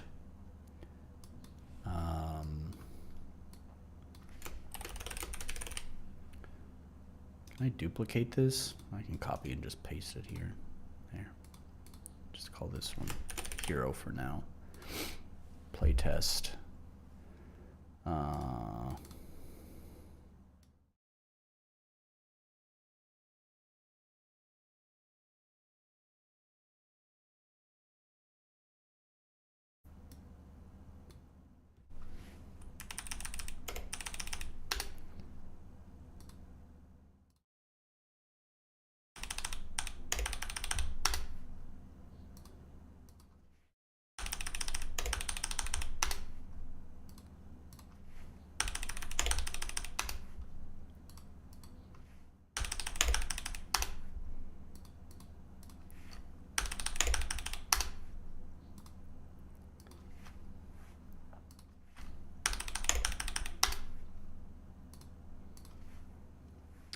Wrong thing.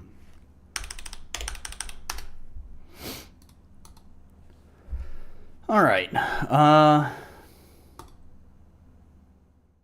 So first, just want to do a real quick battle test.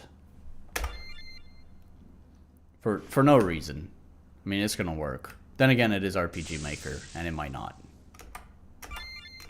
Oh, actually, I didn't set what happens after it's defeated, so it might just trigger another battle right away.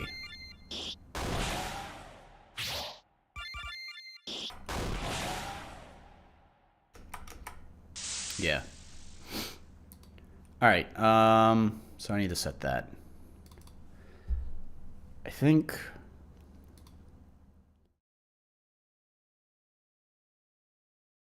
Yeah, what we'll do is I'll just do erase event, like that.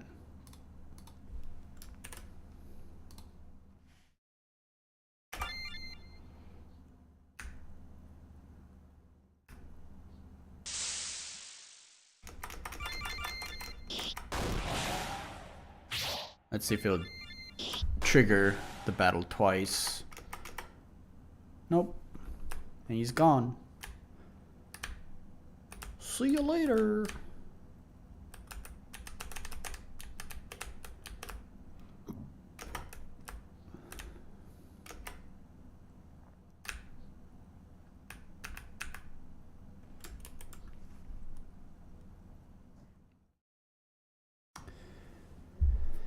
All right.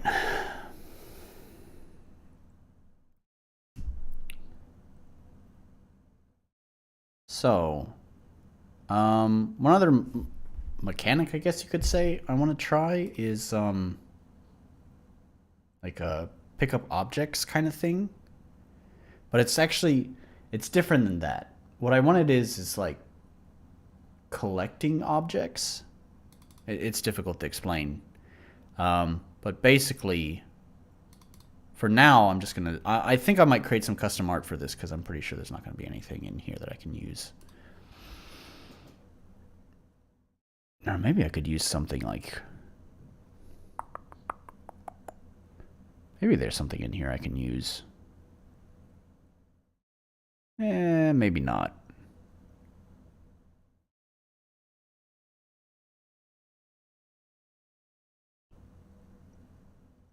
I mean, that kind of works. Yeah, we'll use that. So then basically what I want is... what will happen is...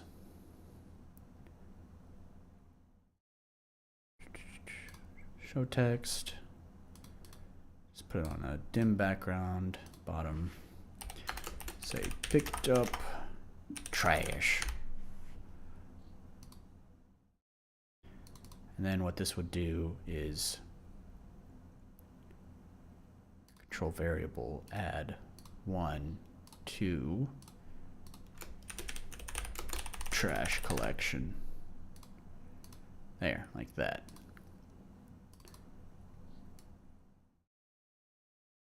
And then erase event. Yeah. Okay. And we'll call this trash 1. And there. And there. And there. And we'll just change these to 3, 4.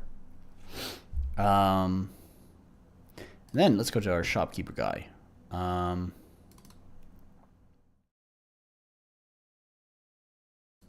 Control variable.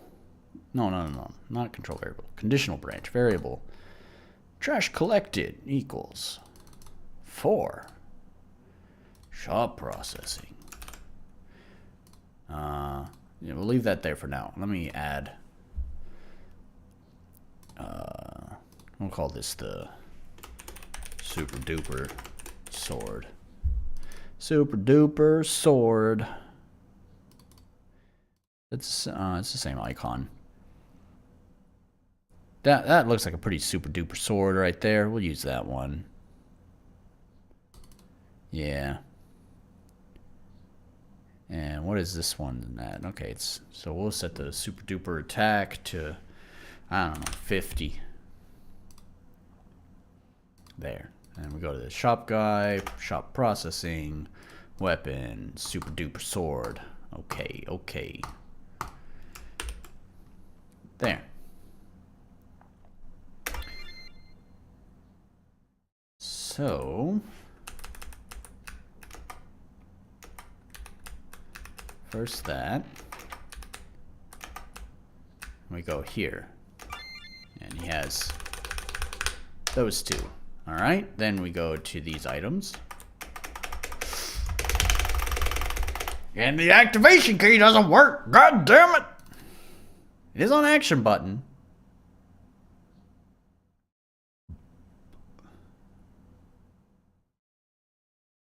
Is the super sword the mechanic? What do you mean?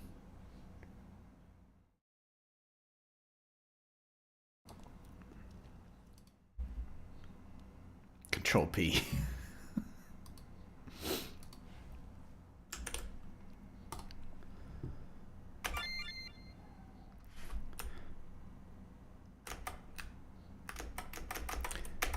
Is this it doesn't like deleting a tile piece. Is that what it is? Let's set it back to action button and just assign something else. I'll just make it a switch. That's fine.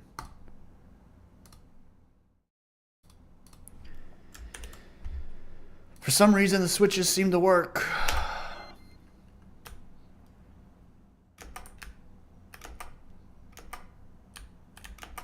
Yeah. Alright. So I guess I do need to make some custom art. Because I don't know why it won't let me use something from the tile set that will just let me activate it. Does it always have to be that? Like, what if I just do, I don't know, something wacky like this water spout?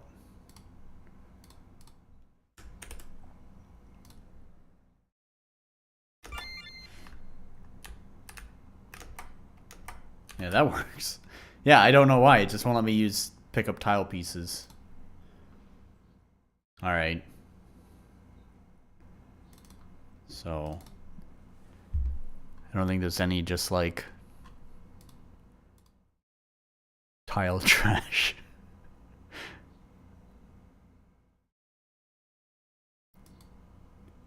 There's no tile trash. Or, event trash? What would you fucking call it? I don't know.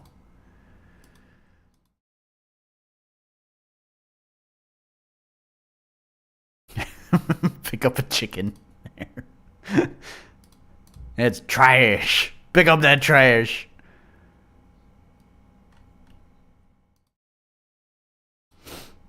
I'll just make custom art later. But for now, we'll just use this chicken. And we're going to pick up pieces of chicken. Oops, not there.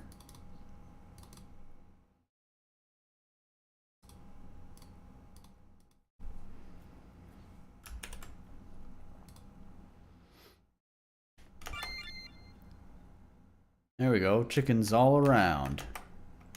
Picked up trash. Alright. Let's test this again. Go over to this guy. Bye. Just has those two things. Talk to the chicken. Pick up trash.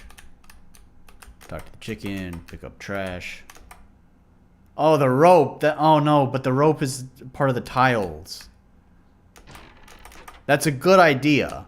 But I can't, because if I couldn't pick up that rock, it's not going to let me pick up the rope.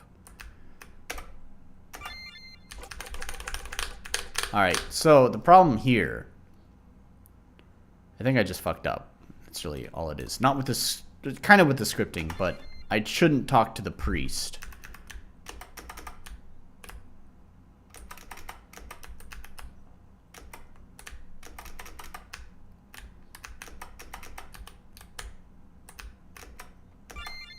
Nope. Never mind. Why is that?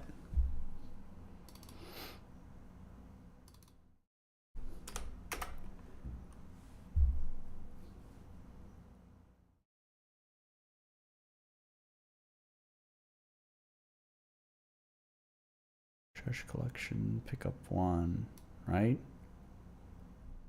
Maybe I need to set it to 0? This is running on parallel, right? Let me just use this one.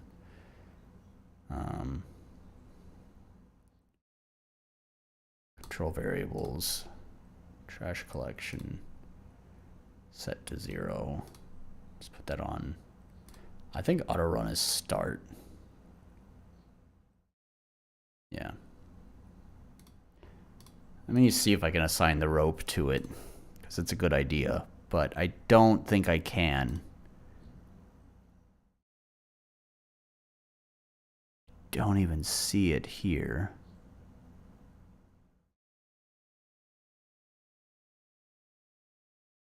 There's this rope, but that's not the one.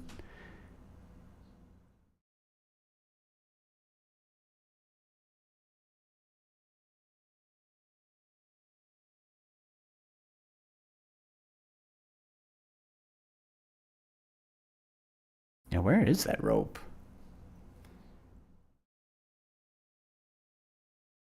Well, I didn't see it in either of those tile sets.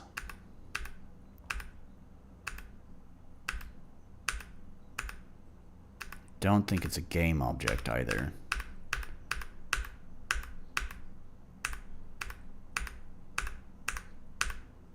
Yeah.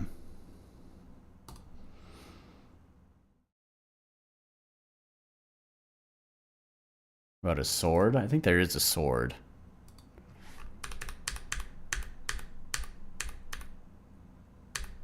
Yeah, there's a sword.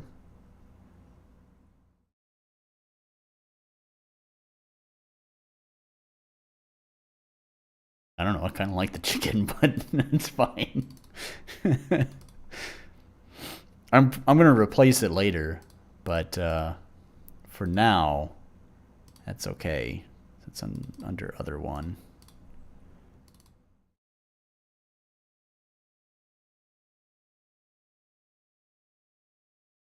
Like, it kind of doesn't matter what it is. Oops. I didn't assign it.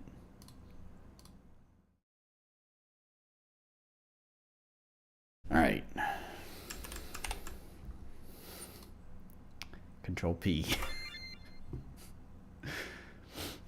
Alright, so... why am I not... what has happened here? Why can I not move? What's going on? Oh, I know what it is. Oh, that's so stupid. I hate you, RPG Maker.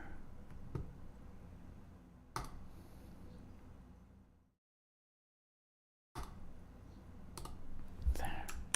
Stupid fucking RPG Maker. There. Alright.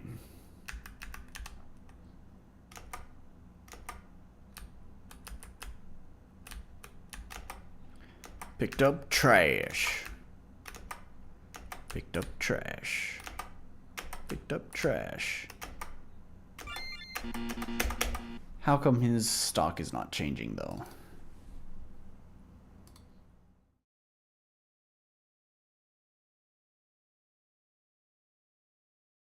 Let me just delete this, change this one to trash collection. Let's do, which one's greater than? I always get those confused. I think that one? No. That one. I think. Equal to or greater than 4. So each one of these, right? Add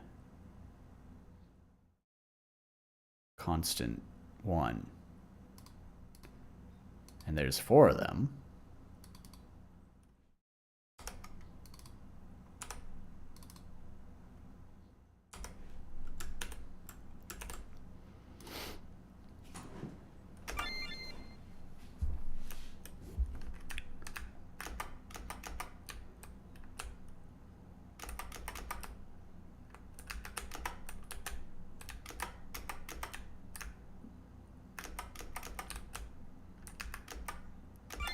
There it is.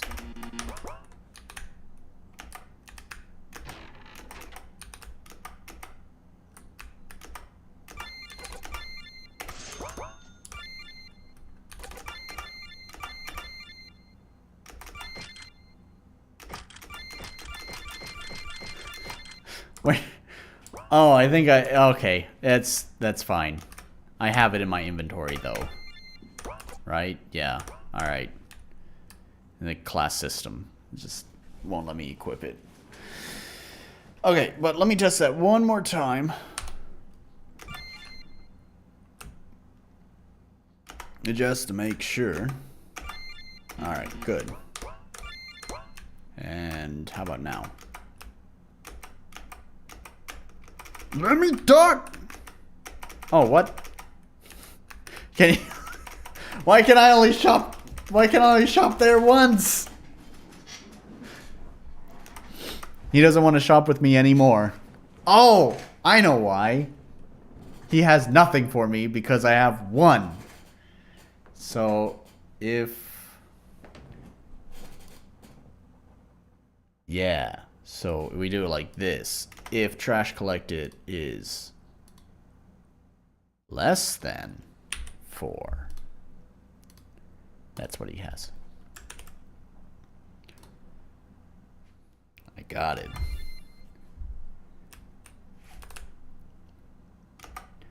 So let's check. Right, just potions. Let's pick that up. Okay, I can buy from him again. Let's pick up another one. Alright, I can still buy from him, and he still has potions. Still has potions, so the next one I collect should now have the super duper sword. No. Why?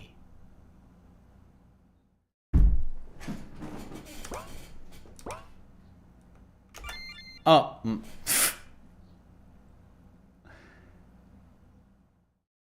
That's stupid, RPG Maker! It opened 2 shop processing.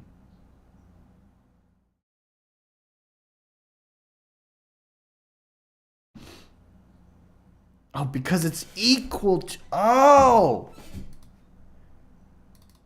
I got it!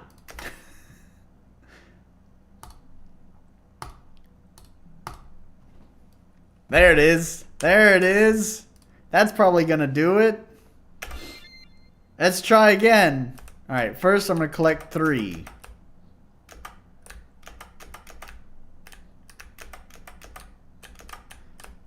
Wait, first 3. Alright, talk to him, buy potions. Cool. Alright, then we go over here. Pick up the other one. Talk to him. Yeah! Alright. And it didn't open up 2 shop windows. Cool. Alright.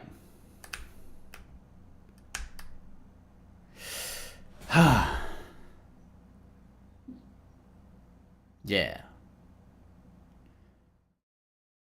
Oh, it's 11 o'clock. Wow, and I managed to stream uninterrupted for the whole 2 hours. That's good. Better than last time I streamed. Last time I streamed, the stream kept cutting out.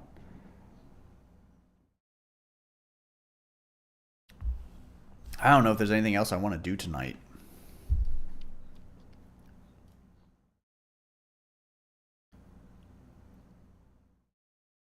Because I kind of got, like, the broad strokes of things set up. I mean, I guess I do... There's a new battle mechanic. That's going to take some playtesting to figure out. I feel like I shouldn't have that guy there. Let me just have a... like an activatable enemy.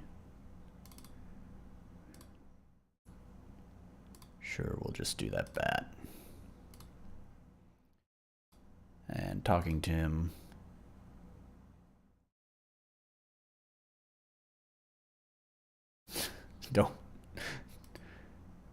Don't follow along with what I do.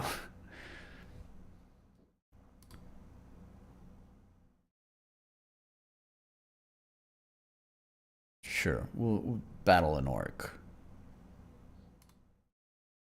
What is that orc like? Let's just set his attack.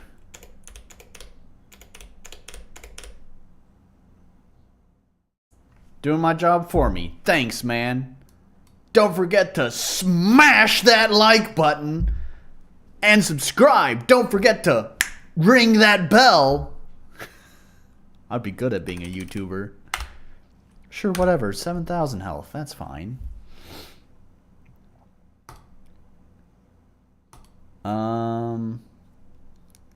Yeah, I think I'll set up the new battle mechanics tomorrow. I'm a little bit too tired to deal with that tonight. Especially since you're already doing my closing for me. So, yeah, I'll fuck with that tomorrow or sometime. I don't know.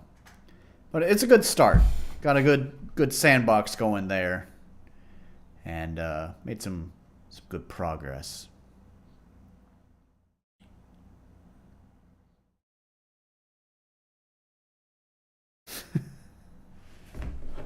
Yeah. Make a Fido NFT. All right. You got any other final words that you wanna? Any other memes to throw in there, buddy, before I end the stream?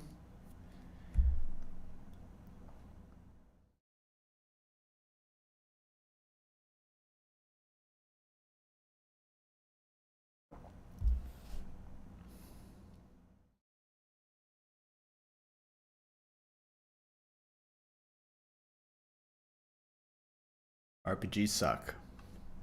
Words of wisdom. All right. Well, I'm gonna call this stream here. Felt like we made some good progress. Learned some things.